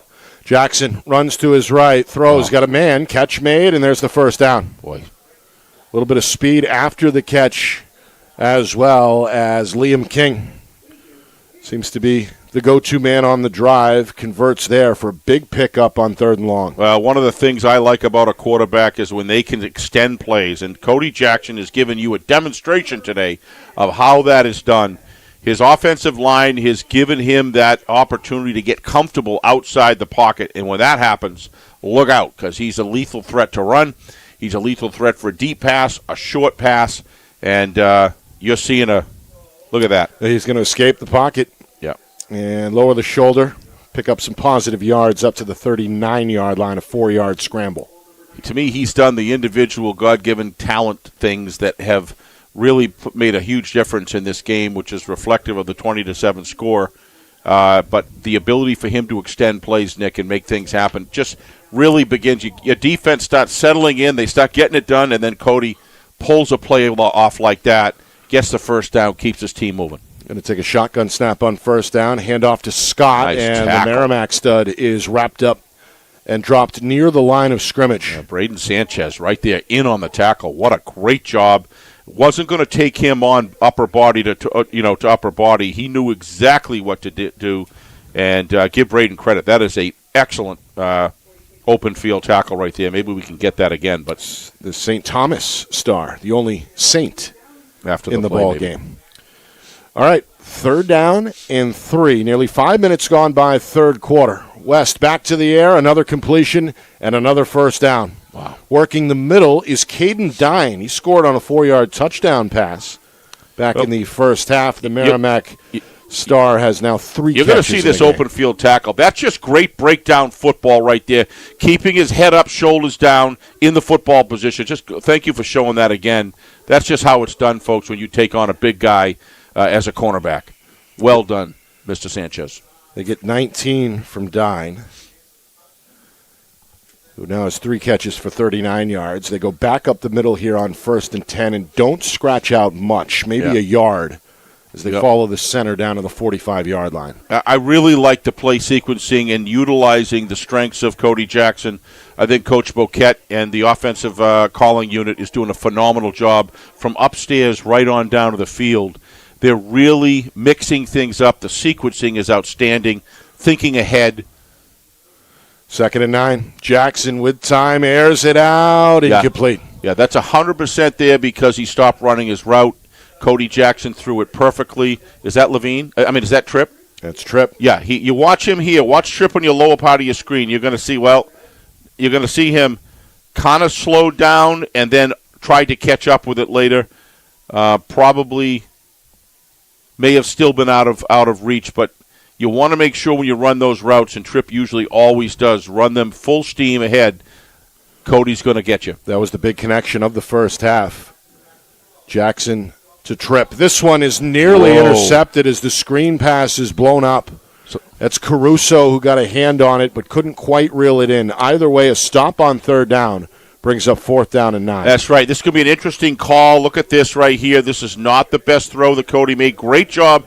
Heavily created, if you will. That's actually, sorry, Steve, Brandon Dyer. Brandon Dyer, but created by number 99, Caruso, 6'4", right? Caruso, 6'4". About that, yeah. Number 99 getting in Cody Jackson's face and forcing him to kind of loft that pass, and that was an errant pass ready for a interception. West was fortunate there. Yeah. Whoa, early kick. Yeah, punter not quite ready, recovers and gives a line drive effort. Then 2 return men collide before it's pulled in by Micah Gedney. Worked out Portsmouth. Good. Worked out well for West. Yeah, they make the tackle inside the 15, so tough starting field position for Team East. They'll begin at their own 14-yard line, trailing here 20-7. You're going to see the replay. He wasn't ready for that, and all of us, that's just good hands catching that ball, and he goes right down the throat with a kick, and good coverage by the special teams there of West, and it's on the 14-yard line. So special teams is factored in one way or the other. Yeah, including what could have been a costly one there for Team West. Nice job to avoid what could have been an ugly situation. So Team East, they've got some momentum here. Defense comes up with a stop, and now looking to score for the 2nd straight drive as Andy Brown takes over the controls. Bobbles the snap, escapes, throws middle, incomplete. Yep, nothing there. Trying to find Braden Sanchez, but incomplete. Braden, 2nd down and 10. Braden get a little work on both sides of the ball here. Yeah. Meanwhile, Steve, some gaudy numbers on the defensive side for Team East. They've got now 4 guys in double figures in tackles. Doesn't surprise me in the least. That's Caruso and Osanya, the former Pinkerton standouts. Also Durkin and Teeter, all with at least 10 tackles, 10 total tackles in this game so far. You got some marquee players that have played a marquee season last fall who are still getting it done here in this game. And, these guys are smart football players. They read their keys very well, always in the right spot, the right position. 2nd down and 10. Brown, handoff, right side, and turning the corner up to about the 19-yard line goes Londonderry's Adrian Cruz, his 4th carry. Pick up 5 there to set up 3rd and 5. Really like the way Adrian runs as a running back. Watch him turn up field the first opening. He doesn't try to string it out, reads it, and then goes right up the gut right there and splits the tacklers and gets an extra 5 yards. That's why he's so successful. Travis Dunbar of Concord with his second stop. I thought he's a good running back, to your point, Nick, as a sophomore. Yeah. For Londonderry. Big part of that offensive attack for Coach Lozon. 3rd down and 5. Brown puts a man in motion. They hand to him. It's Zanini. Here comes the speedster. Over the 20 nice and job. Tackled near the stick. He's got the first down. At about the 24-yard line, the officials say first down. He's an incredible athlete with incredible control of his body. He can turn it on a dime. He's very stealth. Look at that. Cut seams as good as anybody. And then he has that leg strength, Nick, to drive the extra yard and a half to get the first down for his team.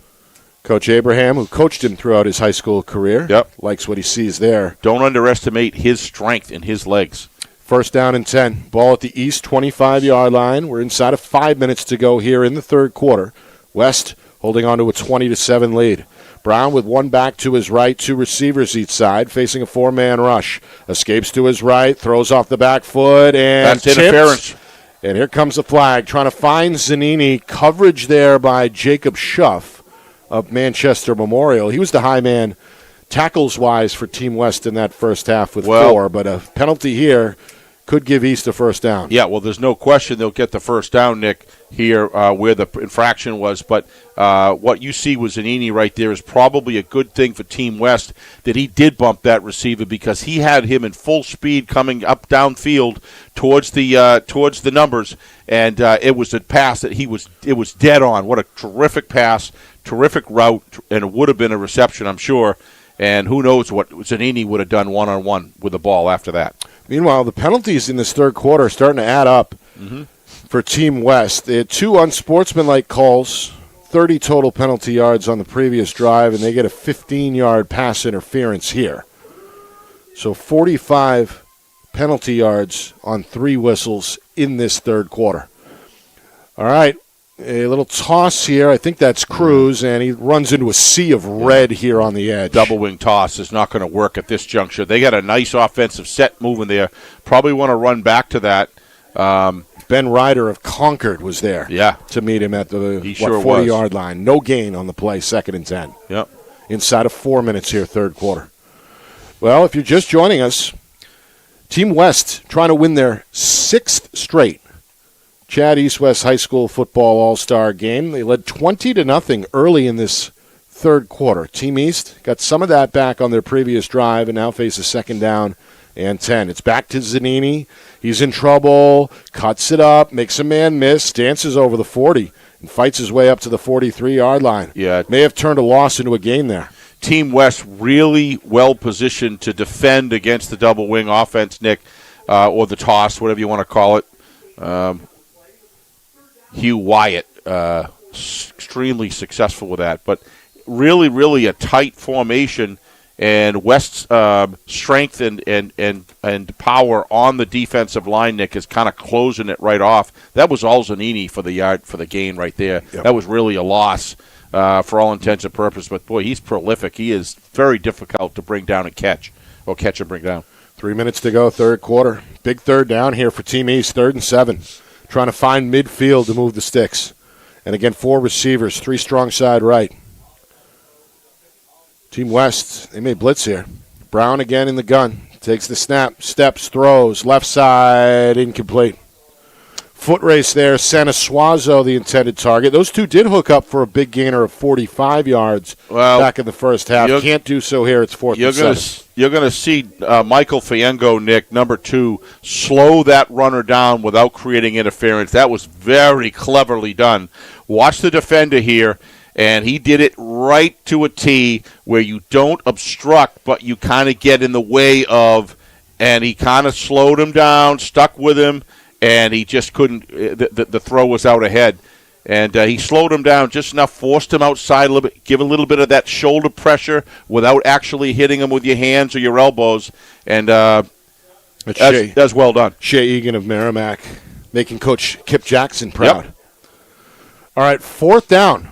Offense going to go for it from their own 40. Brown throws, and he's got a man for a first down. Yeah, he's got the – oh, wow, that's a tough call right there. He had the first down. Yeah, I thought the contact took place a yard across the further. 50, right? Yeah. If not 2, but the officials are going to talk maybe. Try and square this one away. If the that is a if the call big stands, play. Team West is going to take over. You're going to see where he is on forward progress, Nick. Clearly has the ball. Contact Well into first down territory, but it's an awful hard thing to do, Nick, when to get back there in the line. But I think West got a little break right there. One more look. Santa Suazo clearly has possession. Makes the catch. Egan right there, and they're going to spot it on the wrong side of the 50 if you're Team East. Ooh. So West takes over at the East 49. They go back to the ground, and Levine squeezes through the hole. Makes his way to the 46, and he's a hard man to bring down. Still on his feet when the whistle blows. They're going to mark him at the East 46, so 3 the hard way there on the ground. Yeah, unfortunately, in the initial setup, Nick, there was nobody else that really could overrule the call, so it has to stand in that case. So if there was, I think they would have seen it, but the other officials were somebody limping off the field. Yeah, there's a player shaking up. That's Durkin of Team East. I don't want to lose him. The Wyndham standout. Durkin, by the way, Steve, 12 tackles, 2 sacks. Brickhouse. Officially in that first half. Brickhouse, that guy. But trying to fight off what looks like a lower leg injury here, going to limp his way to the east sideline. Nick, I think he's bigger and stronger by a considerable margin than I even saw him the end of last football season. Yeah. This guy is baked and ready to go here. I assume he's going to be playing in college next year somewhere. I wish we had a sheet of where they were headed. Well, he's going to talk to the trainer here, remove the helmet, and we hope to see him back on the field. 2nd down and 7 after a short delay. We're ticking down to the 2-minute mark here in the third quarter. Another handoff. Levine left side, grinding, and they're going to give him forward progress. Only about a yard downfield. Pickup of 1 sets up 3rd and 6. Well, if East can stop them here, there's plenty of time in this game to take another crack at the end zone offensively here. The skies are beautiful over the Goffstown Heights over there. That it is really turning out to be, or ending the last half here. Beautiful, beautiful weather. Certainly not the case earlier when we had a rain delay. Meanwhile, Jackson bounces off one defender and then leans forward for a first down. I'll say, huh? Bringing the thump on that run is Jackson, who has technically been West's leading ball carrier. His 14th carry collides there and delivers a shot to the defensive back, Braden Sanchez. Yep. Another big play. Pickup of 9 there for Jackson.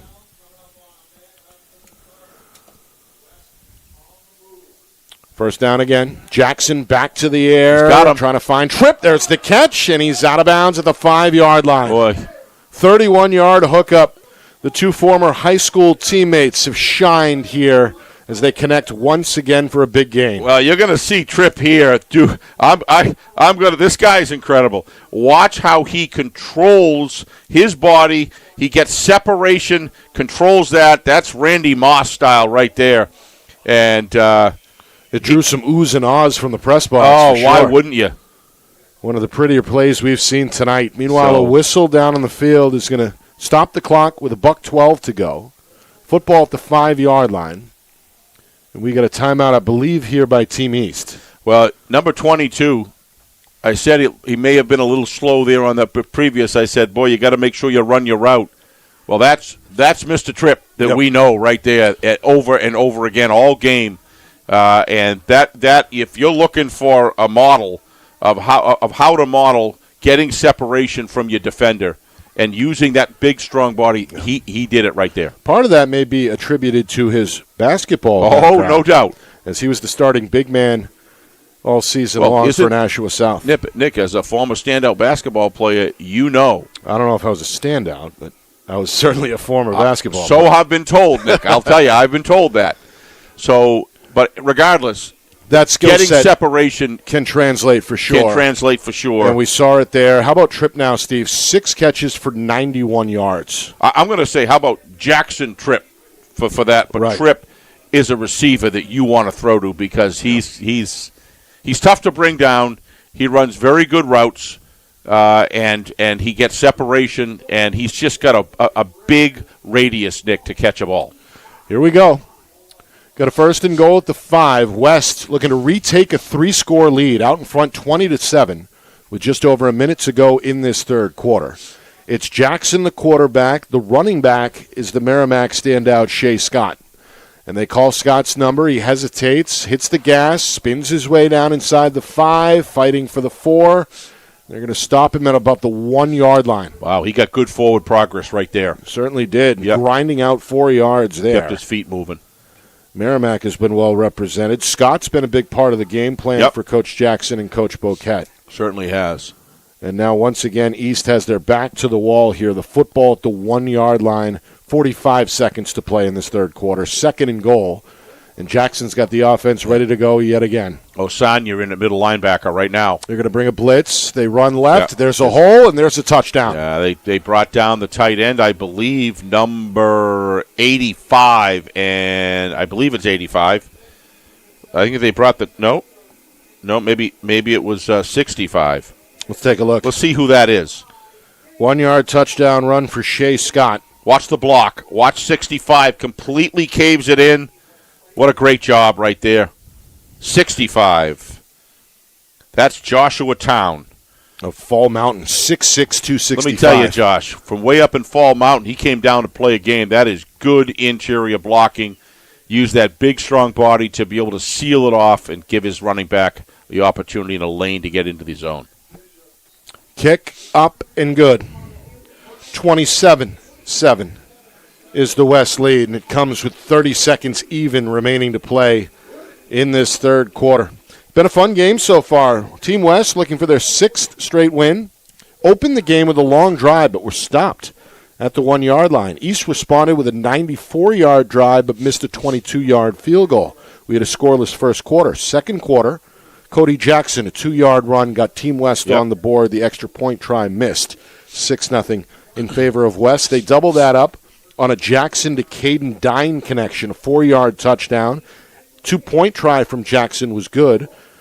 14-0 our score at halftime. Then the first play of the third quarter, we had an interception. Team West picked it off. That set up a 14-yard run for Sam Levine. 20-zip at that point. Extra point failed. Then Team East came alive. Andy Brown, a 22-yard scramble. The Portsmouth quarterback gets Team East on the board. Extra point was good, 20-7. But a moment ago, Shea Scott grinds out a 1-yard touchdown. And here we are, Steve, 27-7. Team West in front, 30 seconds to play in this third quarter. Huge reception. They had a trip to bring it down, on the 4-yard line, 6-yard line, whatever it was. And a couple plays later, they bring it in. Really widen the gap. This really puts a lot of pressure on Team East. Team East may have had a rough call there against them, but you know what, Nick? It's going to happen in games. You've got to overcome those things. You've got to keep on coming. That's a good point. That drive began at midfield because of a controversial 4th down spot where it appeared, from our point of view, that Team East had the first down. The call goes in favor of Team West, and 49 yards later, they're in the end zone. So 27-7. Team East not out of it yet. I'm going to spread things out here. 2 receivers to each side. There is a running back, that's Cruz, to the left of the quarterback, Brown. 4 down linemen here for Team West. Ball at the 25. Quick throw on first down, and there's a catch and tackle made inbounds at about the 30-yard line. A 5-yard gain there. Is that still Brown? Brown's still in the game. He's taken the vast majority of the snaps for Team East. I don't want to take anything away from him. He's shown a lot of poise, and thought he's released some good passes there. So let's see what he can do to finish the game here. What they need to do is focus on 7 points right now. Here's Brown. Nice step up. Ooh. And got tripped up. This is going to go for a loss as they spot it back at the 27-yard line. Pena Ramirez of Manchester Memorial may have just drawn a flag there. A penalty marker comes out well after the play and after the celebration from Pena. Well, I think it's double gun shooting. You know, he's all pumped. He made a terrific play, by the way. Yeah. Outstanding play there to cause disruption, a la Warren Sappish, if you know what I mean. Yep. Just causing destruction and just getting in everybody's way. And they're gonna look at this. It looks to me like they are gonna call it. Meanwhile, Yeah, I think it's this stuff that they're just trying to That's contain. the third such penalty against Team West. Too many. Yep, another personal foul or unsportsmanlike conduct, rather, is the call. A couple things going East way with these penalties, Nick. The complexion going into the fourth quarter could be very different on the scoreboard today. They've still got plenty of work to do, though. Yes, they still have plenty of time. I'm just saying there. that those things are costly, and they can really come back to haunt you. All right. Team East down 20, but with 12 minutes to play. Is that enough of a cushion for Team West? We find out on the other side. Fourth quarter next. West in front, 27-7. You are watching the 2026 CHaD East-West High School Football All-Star Game. Right here on Friday Night Lights, New Hampshire. We're presented by Beals Insurance.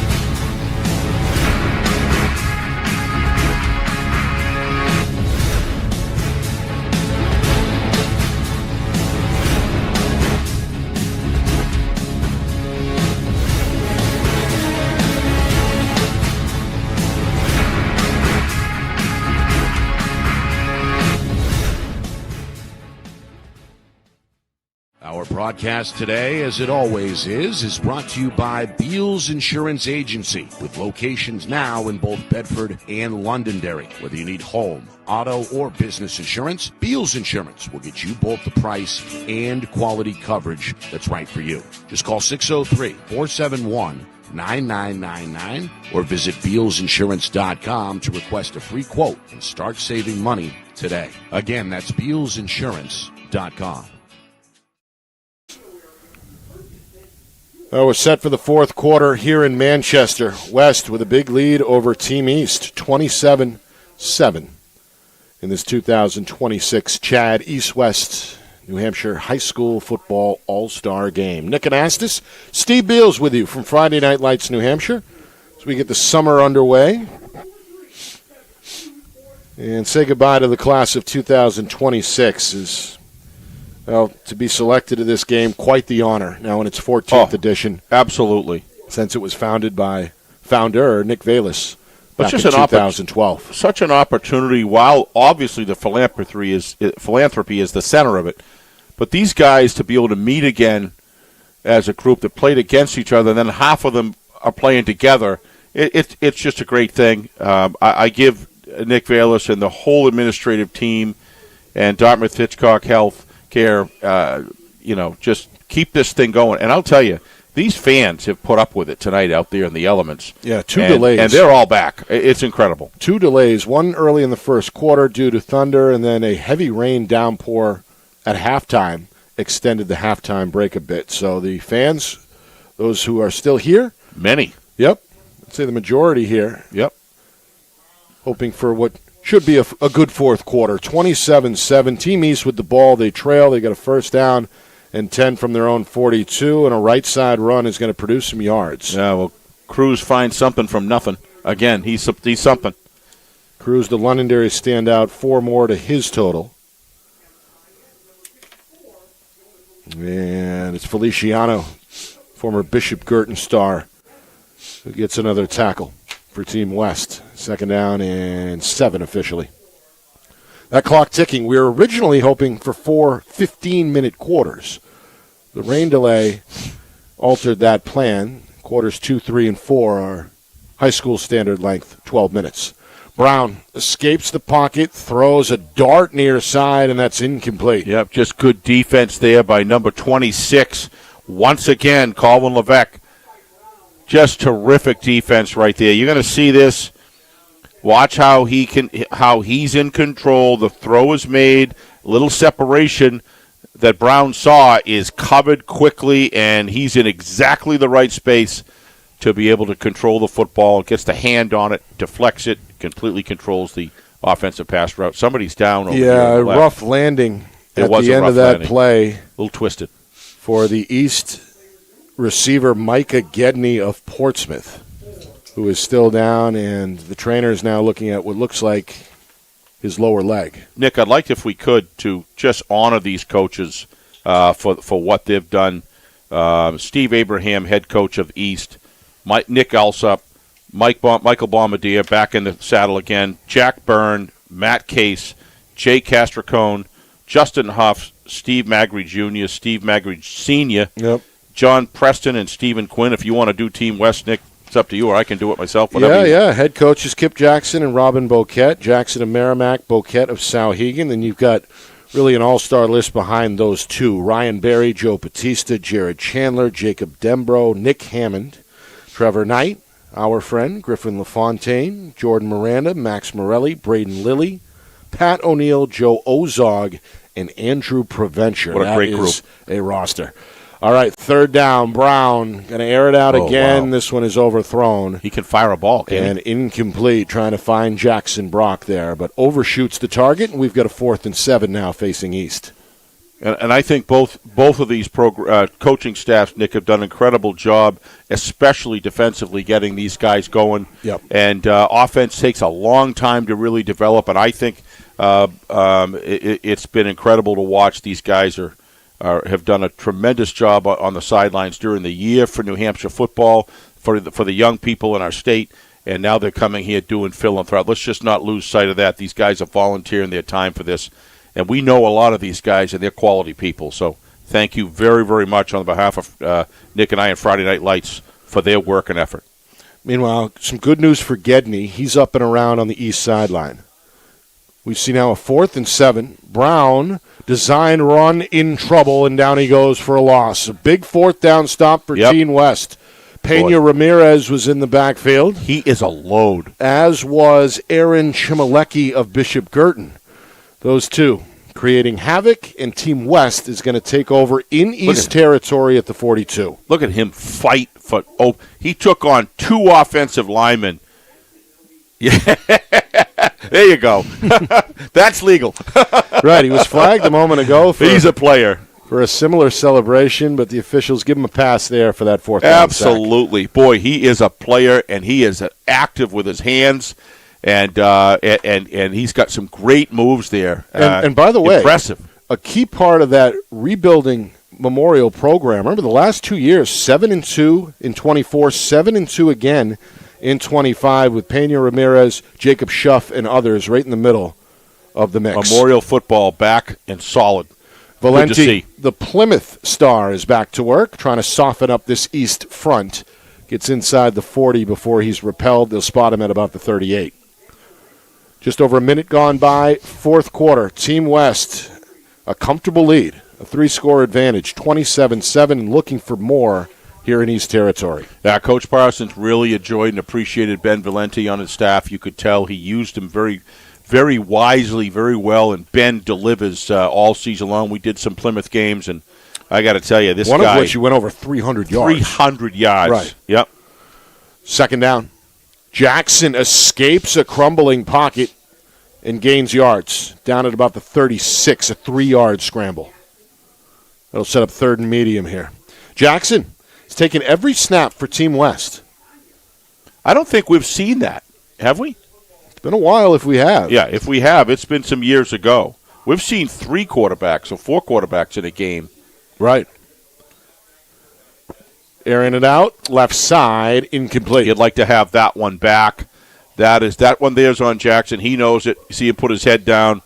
He's a competitor, and he had his receiver, and all he had to do was loft it in. Nobody really anywhere near him. He had about 5-6 yards of separation on Micah Gedney, and Owen Taylor Gelinas, the central star, He was open. Yep. Got the step, but a rare misfire from Jackson brings up a 4th down, and now Jackson is hit, and the ball is out. Fumble picked up at the 48-yard line. Big hit there. Number 51, I believe, right? And that was Mr. Robert Durkin. Mr. Durkin, right on schedule. Remember, he missed a snap or two a moment ago. He was shaken up with a leg injury, but firing on all cylinders there. Look at that. Look at that. I would think it's okay to say that knee is okay. Yep. His 3rd sack tonight, by the way. certainly a good effort in. Well, Mr. Durkin, impressive career at Wyndham High School. Robert, you were fun for us to watch.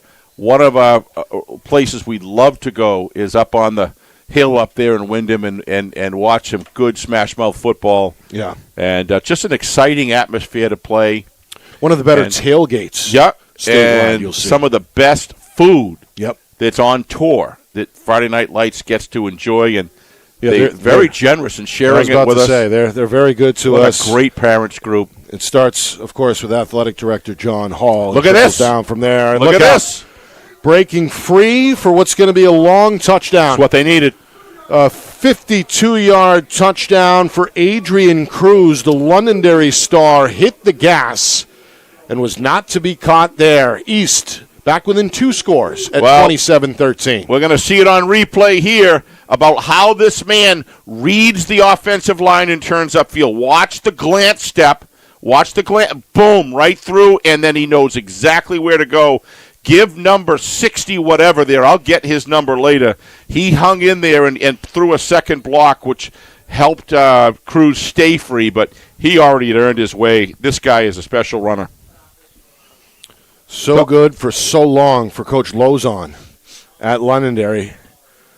Breaks what's the longest play of the game either way. A 52-yard run. Extra point try from the kicker, Sullivan Duffy of Winnacunnet is good.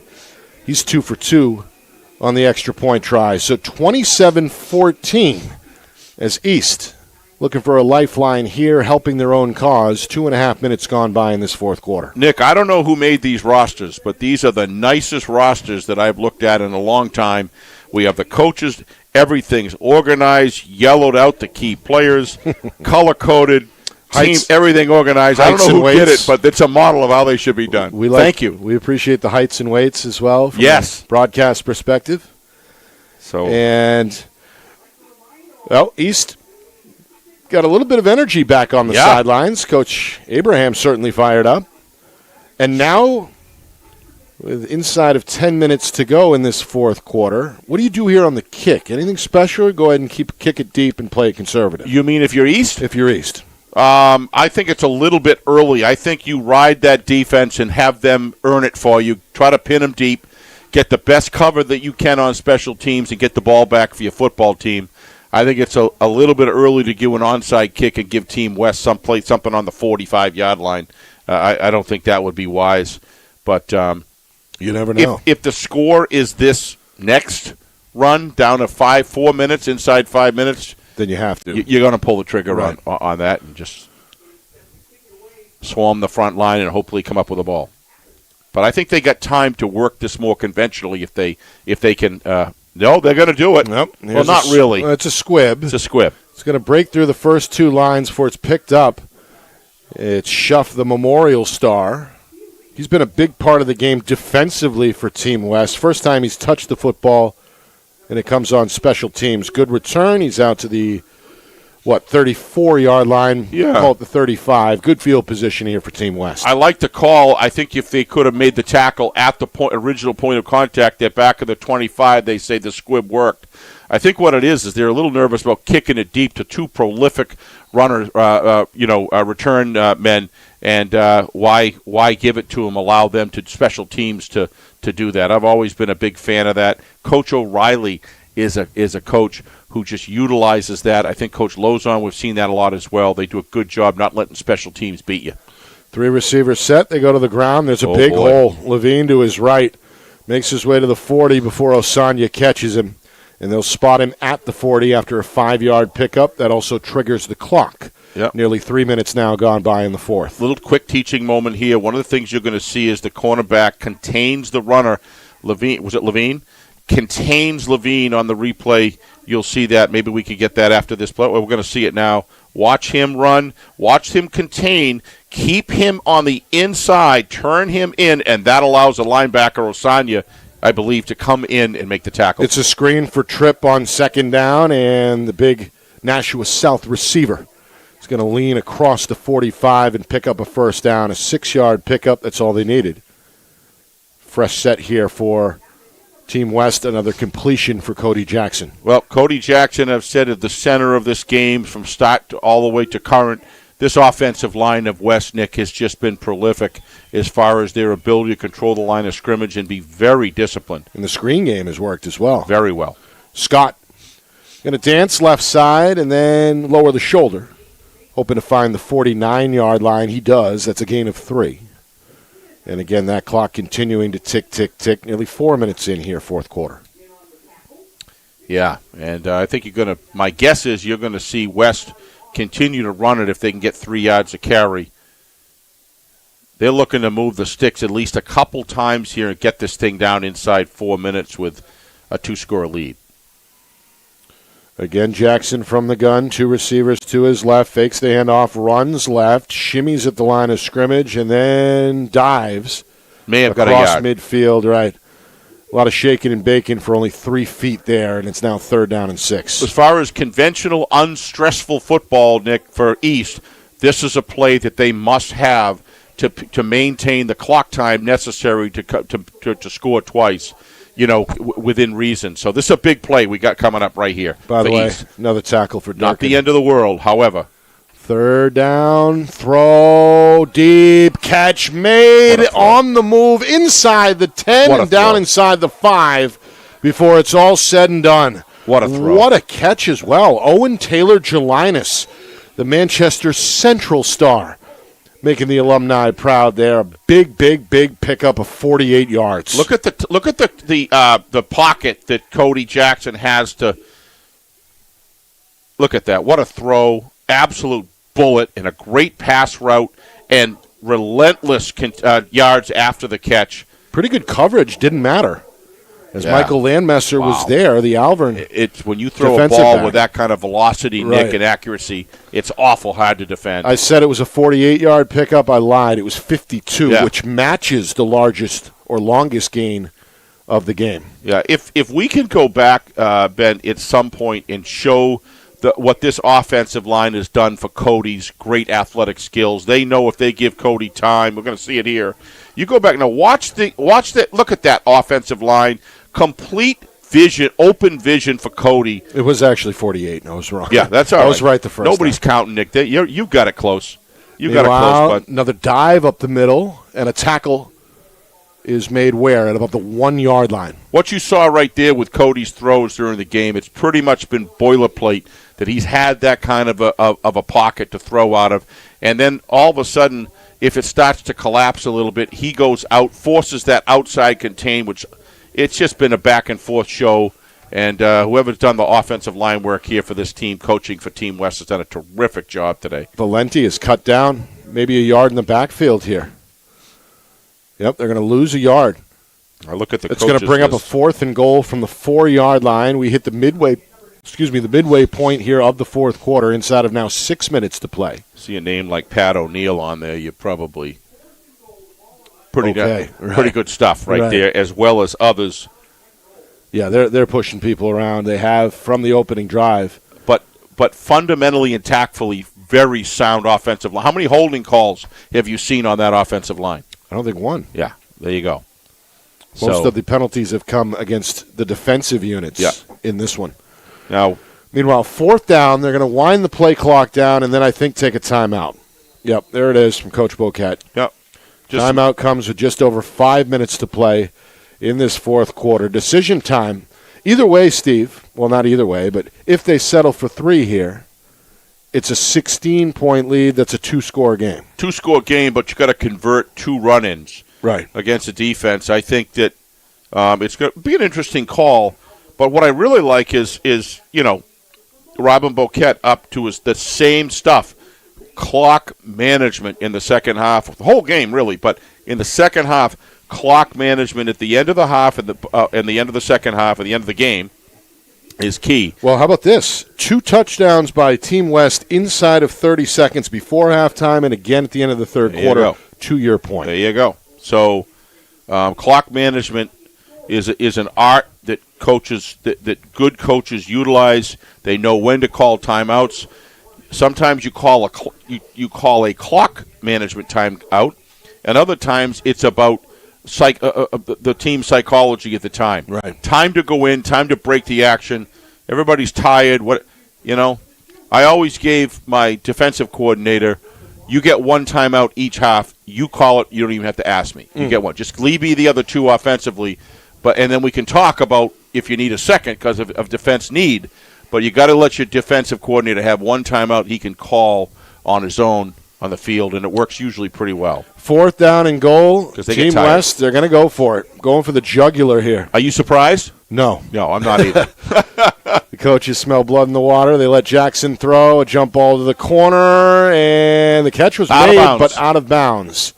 As they look for the big 6'4" Josh Tripp. Had 2 defenders in the area as well. Well covered by East. He runs out of real estate. And East gets the stop they were hoping for. Still a 2-score game at 27-14. They're going to take over here at their own 4-yard line with just over 5 minutes to go. Well, one thing we've found for certain on Team East defense is Mr. Braden Sanchez is making his school, St. Thomas Aquinas Academy, proud today. Yeah. He has played outstanding defense, outstanding on both sides of the ball. And the only player from St. Thomas represented here today. He's doing a good job. All right. The door is still open for Team East, but the time is now. And a tough place to start here with the football at your own 4-yard line. They're going to crowd it in, put the quarterback under center, put a man in motion, and run a pass play. He's got the edge. To his left, looking, throwing, catch is made across the 25 at the 26, a diving attempt. Honestly surprised, Nick, they haven't rolled him out more. Watch what happens here. Team West going inside, and that's just a great block there from number, I'll get it in a minute.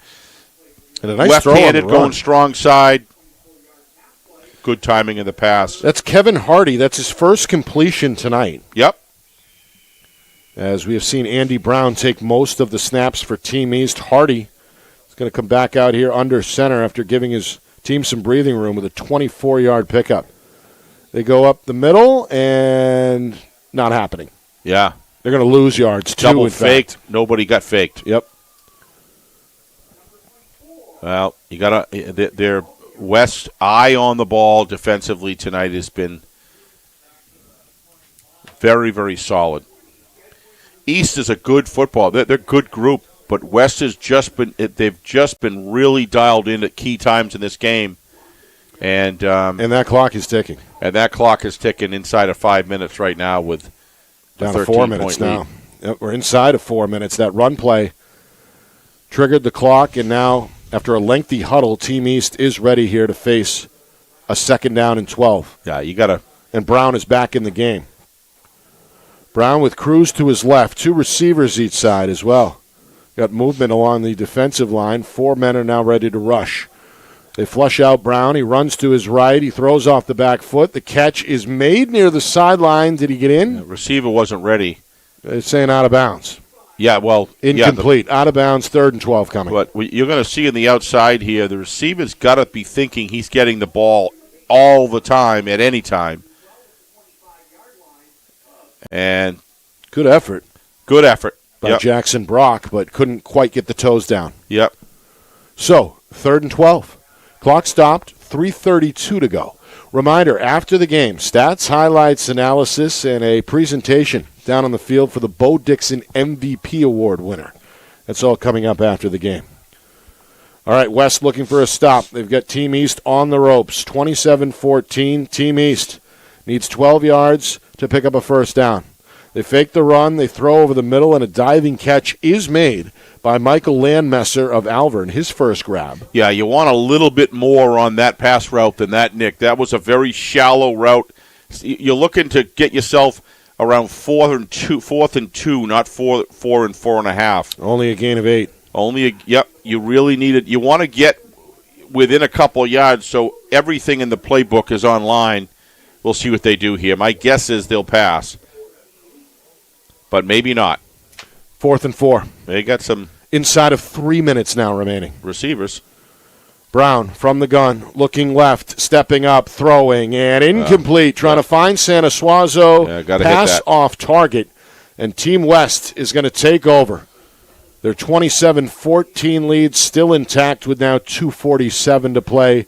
It'll be 1st and 10 for Team West at the East 33-yard line. Andrew would love to have that back. He's really upset. I understand that. Tough to be running down the line and throw it. You really got to. There was nobody within 5-10 yards, Nick. You really want to get yourself set to throw that, and Andrew knows that. And but overall, Andrew's had his moments where he's really looked solid. Yeah, I love getting him out of the pocket. Getting him out there, seems to be very comfortable with that and can execute. Just unfortunately at a very important time. Timeout, Team East. Comes with 2:47 to play. The defense has been on the field, Steve, most of the game, as Team West has really kind of dominated the time of possession battle, especially in that first half. Yeah, I'd imagine fatigue maybe starting to creep in a little bit defensively for Team East. Well, Team East has passed the ball, I think, quite often and stops the clock every single play, so that's going to cut down some of your time, but take nothing away from West's ability to dominate the longer drives, mixing the plays up with good running. Cruz has been a real standout for East here in the second half, and really in the second quarter as well. And had the 52-yard touchdown run. Yeah. The second score for Team East. Of course, their first came in the first half. Andy Brown, a 22-yard touchdown. Yeah, to me, more carries for him wouldn't have hurt because he was the runner that was just getting through the West defensive line. So, out of the timeout, Team West looking to build on a 13-point lead and put this one to bed as they close in on their 6th straight win here in this CHaD East-West New Hampshire football All-Star game. Up the middle, inside the 30. Another productive run, Steve. They've done it well between the tackles tonight and really set the tone on that opening drive. Yep. I'm surprised they didn't call another timeout, but you got to score twice, so I don't know. 4-yard gain for Levine. It's been the lead back for Team West. Nashua South really represented well tonight between Jackson, Tripp, and Levine. Officials' crew represented well as well. They've kept this line. Things started getting chippy. They kept it right in line, kept the game focused, brought it right back to football. These guys have done a great job tonight. Thank you to the official staff. Clock ticking down to 2 minutes here. No timeout from Team East just yet. They only have one remaining. Jackson from the gun, handoff right side. Nice tackle. Yeah, they bring some heat off the edge there, and it pays off. Good hit by Brady Clementi of Wyndham. He's been busy. That clock ticking down to 100 seconds here. Third down. Football at the 29-yard line. And Team West going to take their time getting to the line of scrimmage here. See Jackson having a quick word with Radalunas. Sauhegan Star. Those two are in the backfield here. 3 receivers, 1 short side right. 4 men along the line of scrimmage for Team East. Clock ticking down to 1:10. Jackson finally takes the snap, fakes to Radalunas, runs left side. He's got plenty of room. Trying to dance, trying to cut, trying to find the first down, and he does. Love the play call. Dives down to the 21-yard line. An 8-yard pickup on 3rd and 6. That's going to move the sticks and maybe end this football game. And properly so. Jackson, probably, Steve, the odds-on favorite for the Bo Dixon MVP award at this point. I don't see how. How would you look elsewhere? This guy, and there's some great play both sides of the ball on these teams tonight. But if you look from a holistic standpoint, and then the quarterback always going to have, when they play well, going to have an edge because they've taken advantage of being in the position where they can be a change agent almost more than any other player on the field, if not. So you could argue the hardest position in all of sports is the starting quarterback. Meanwhile, Jackson going to drop that right knee down, which signifies victory. I'd put a goalie and a catcher right up there too. They are tough positions to play. It's going to be the 6th straight win for Team West. They're 10th in the series, and some Gatorade showers raining down on the 2 head coaches, Kip Jackson of Merrimack, Robin Boquette of Sauhegan. Final score, Team West 27, Team East 14. a wire-to-wire victory for the boys in red. Some of these players ending their football careers on the field here. Others will head on to the next level and play NCAA football. A lot to talk about on the other side. Steve and I break this one down, and we'll also find out who is going to be the 2026 Bo Dix MVP Award winner. More in a moment. You're watching the 2026 CHaD East-West New Hampshire High School Football All-Star Game here on Friday Night Lights New Hampshire. We're presented by Beals Insurance.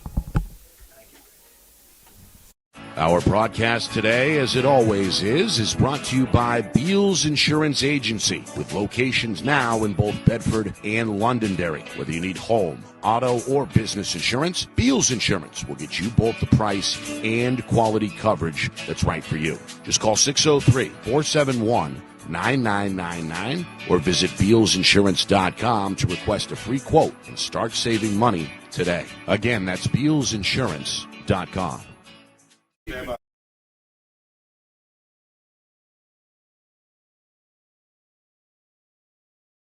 Sixth straight year, and they now lead the all-time series over Team East 10-4. Nick Anastas, Steve Beals here at Capone Stadium on the hilltop of the campus of St. Anselm College here in Manchester. Well, what a night.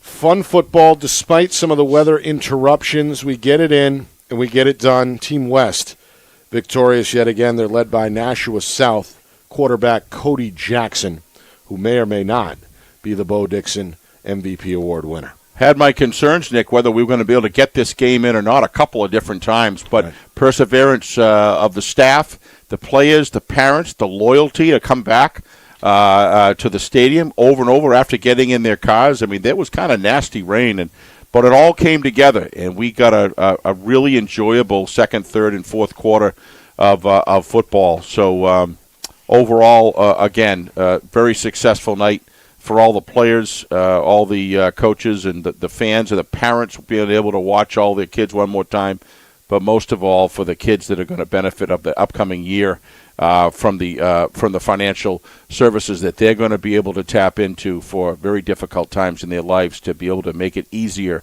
in some ways in a very difficult situation. And that's what makes this all worse. So congratulations to the whole staff. Obviously, Nick Velas leads this thing up. Congratulations to him.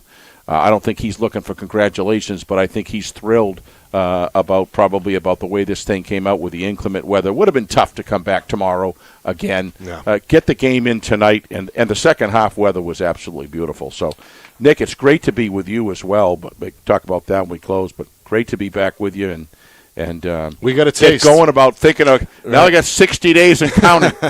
So we got a taste of it tonight for sure. There's Coach Boquette down there giving a fiery victory speech. One of the players' coaches, definitely, certainly devotes his time round the clock and has turned Souhegan into a perennial contender in Division II. Some of the final stats, they're official. 394 yards of offense for Team West, only 231 for Team East, and nearly a 3-1 deficit on the snaps, 92-36. Big factor in favor of Team West. We had a scoreless first quarter.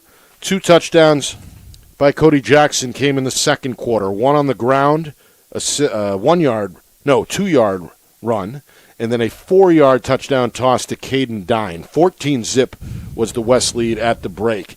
After a turnover, an interception to begin the third quarter, Team West adds on another touchdown. A 14-yard run by Sam Levine made it 20-0. Team East, they did get on the board. A 22-yard run by Portsmouth quarterback Andy Brown made it 20-7, but Team West got it right back inside the final minute of that third quarter. Merrimack's Shea Scott found the end zone from 1 yard out. 27-7 our score after 3 quarters. Adrian Cruz broke the longest play of the game. A 52-yard touchdown Very nice run for the former Londonderry Lancer. Made it interesting at 27-14, but the final 9 minutes and 34 seconds go scoreless, and we end up with a 27-14 win for Team West. They are handing out the hardware down on the field. The event's founder, Nick Velas of the Bedford Ambulatory Surgical Centers is down on the field in the middle of the mayhem, so to speak. He's got the big trophy. He's going to hand it over to Team West for the 6th straight year.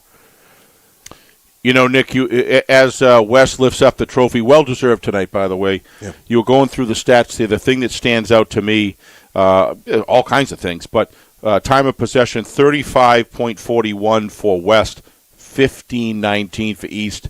Very difficult to win a football game, very unusual to win a football game with that kind of time of possession cap on that. And so many other stats that you can look at here, but give West the credit that they deserve.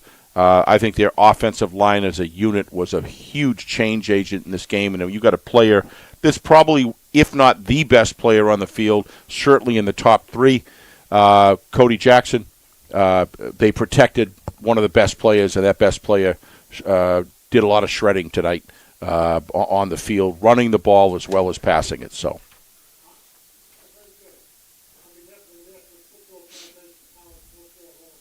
All right. I believe they're about to give out the Bo Dixon MVP award. Yeah, we could listen in. And to no one's surprise, it's Nashua South quarterback Cody Jackson. Some final numbers there, Steve. For Jackson, 19 of 28. Did have the one interception back in the first half, but bounced back. Throws for a high percentage, had a long of 48, ends up with 238 passing yards tonight. And again, had the touchdown toss back in the second quarter. He also did some damage on the ground, 39 yards on 20 carries, including that short touchdown. At critical times. Yep. Yep. Some defensive numbers for Team East. Well, I thought I had them in front of me. I do not. There's no defensive individual numbers. Is it on the second page at all? Or? No, yeah. I was hoping to get some of those gaudy tackling totals for Durkin, Caruso, and others, but we may have to stand by for that. Another name that needs to be mentioned, Josh Tripp. 7 catches, 99 yards to lead the way for Team West backbreaker tonight in the receiving game. Yep, and made himself a great target for Cody Jackson to execute tonight overall. I think that the every now and then you kind of judge games as far as quality of play. I think New Hampshire is going to provide local and regional colleges and wherever else a lot of good football players for the next level, for the many that are going to play at that level, and for the guys who aren't going to move on. Stuff like what they're doing here and the way that, the athletes that they are. Get the academic degree and go on and remember these times the rest of your life. So this is a great event to have. There's something about this event to me that makes the season of 2025 final. It just kind of caps it off, gives these guys an opportunity to have one more shot at it. And the hitting that went out there tonight was nonstop. It was 4 quarters of hard-nosed football. And both of these teams wanted to win. There's a lot of pride in every one of these guys, and that's going to turn out in their lives. They're off to a good start. Most of these guys, I think, are going to finish very strong, and they're going to become good men. The pleasure was ours. And what's become really a summer tradition for us to cover this game here at Friday Night Lights, New Hampshire. Gets that appetite going. Looking forward to football coming up. In about 2 months from now, we kick things off Labor Day weekend with the Queen City Football Jamboree. Want to thank the folks on the ground here who made it happen, our friends at St. Anselm College. Good to see them. And, well, Steve, good to have you back. Good to be back. In the booth. Good to be alongside back. our hardworking videographer unit. 1-2 punch of John Barron down in the trench. Who fought the elements. He sure did. Survived the downpour, and 2 hour left up here on the main camera. Great job. Matt Beals. Of course, the whole thing was orchestrated once again flawlessly by the man behind the curtain, the wizard of replay, Excellent. Our director, Ben Beals, back in the Beals Insurance Studios. For Steve Beals, my name is Nick Anastas, saying so long. Final score, final time. Team West, 27. Team East, 14. This has been a presentation of the 2026 CHaD East-West High School Football All-Star Game here on Friday Night Lights, New Hampshire, presented by Beals Insurance.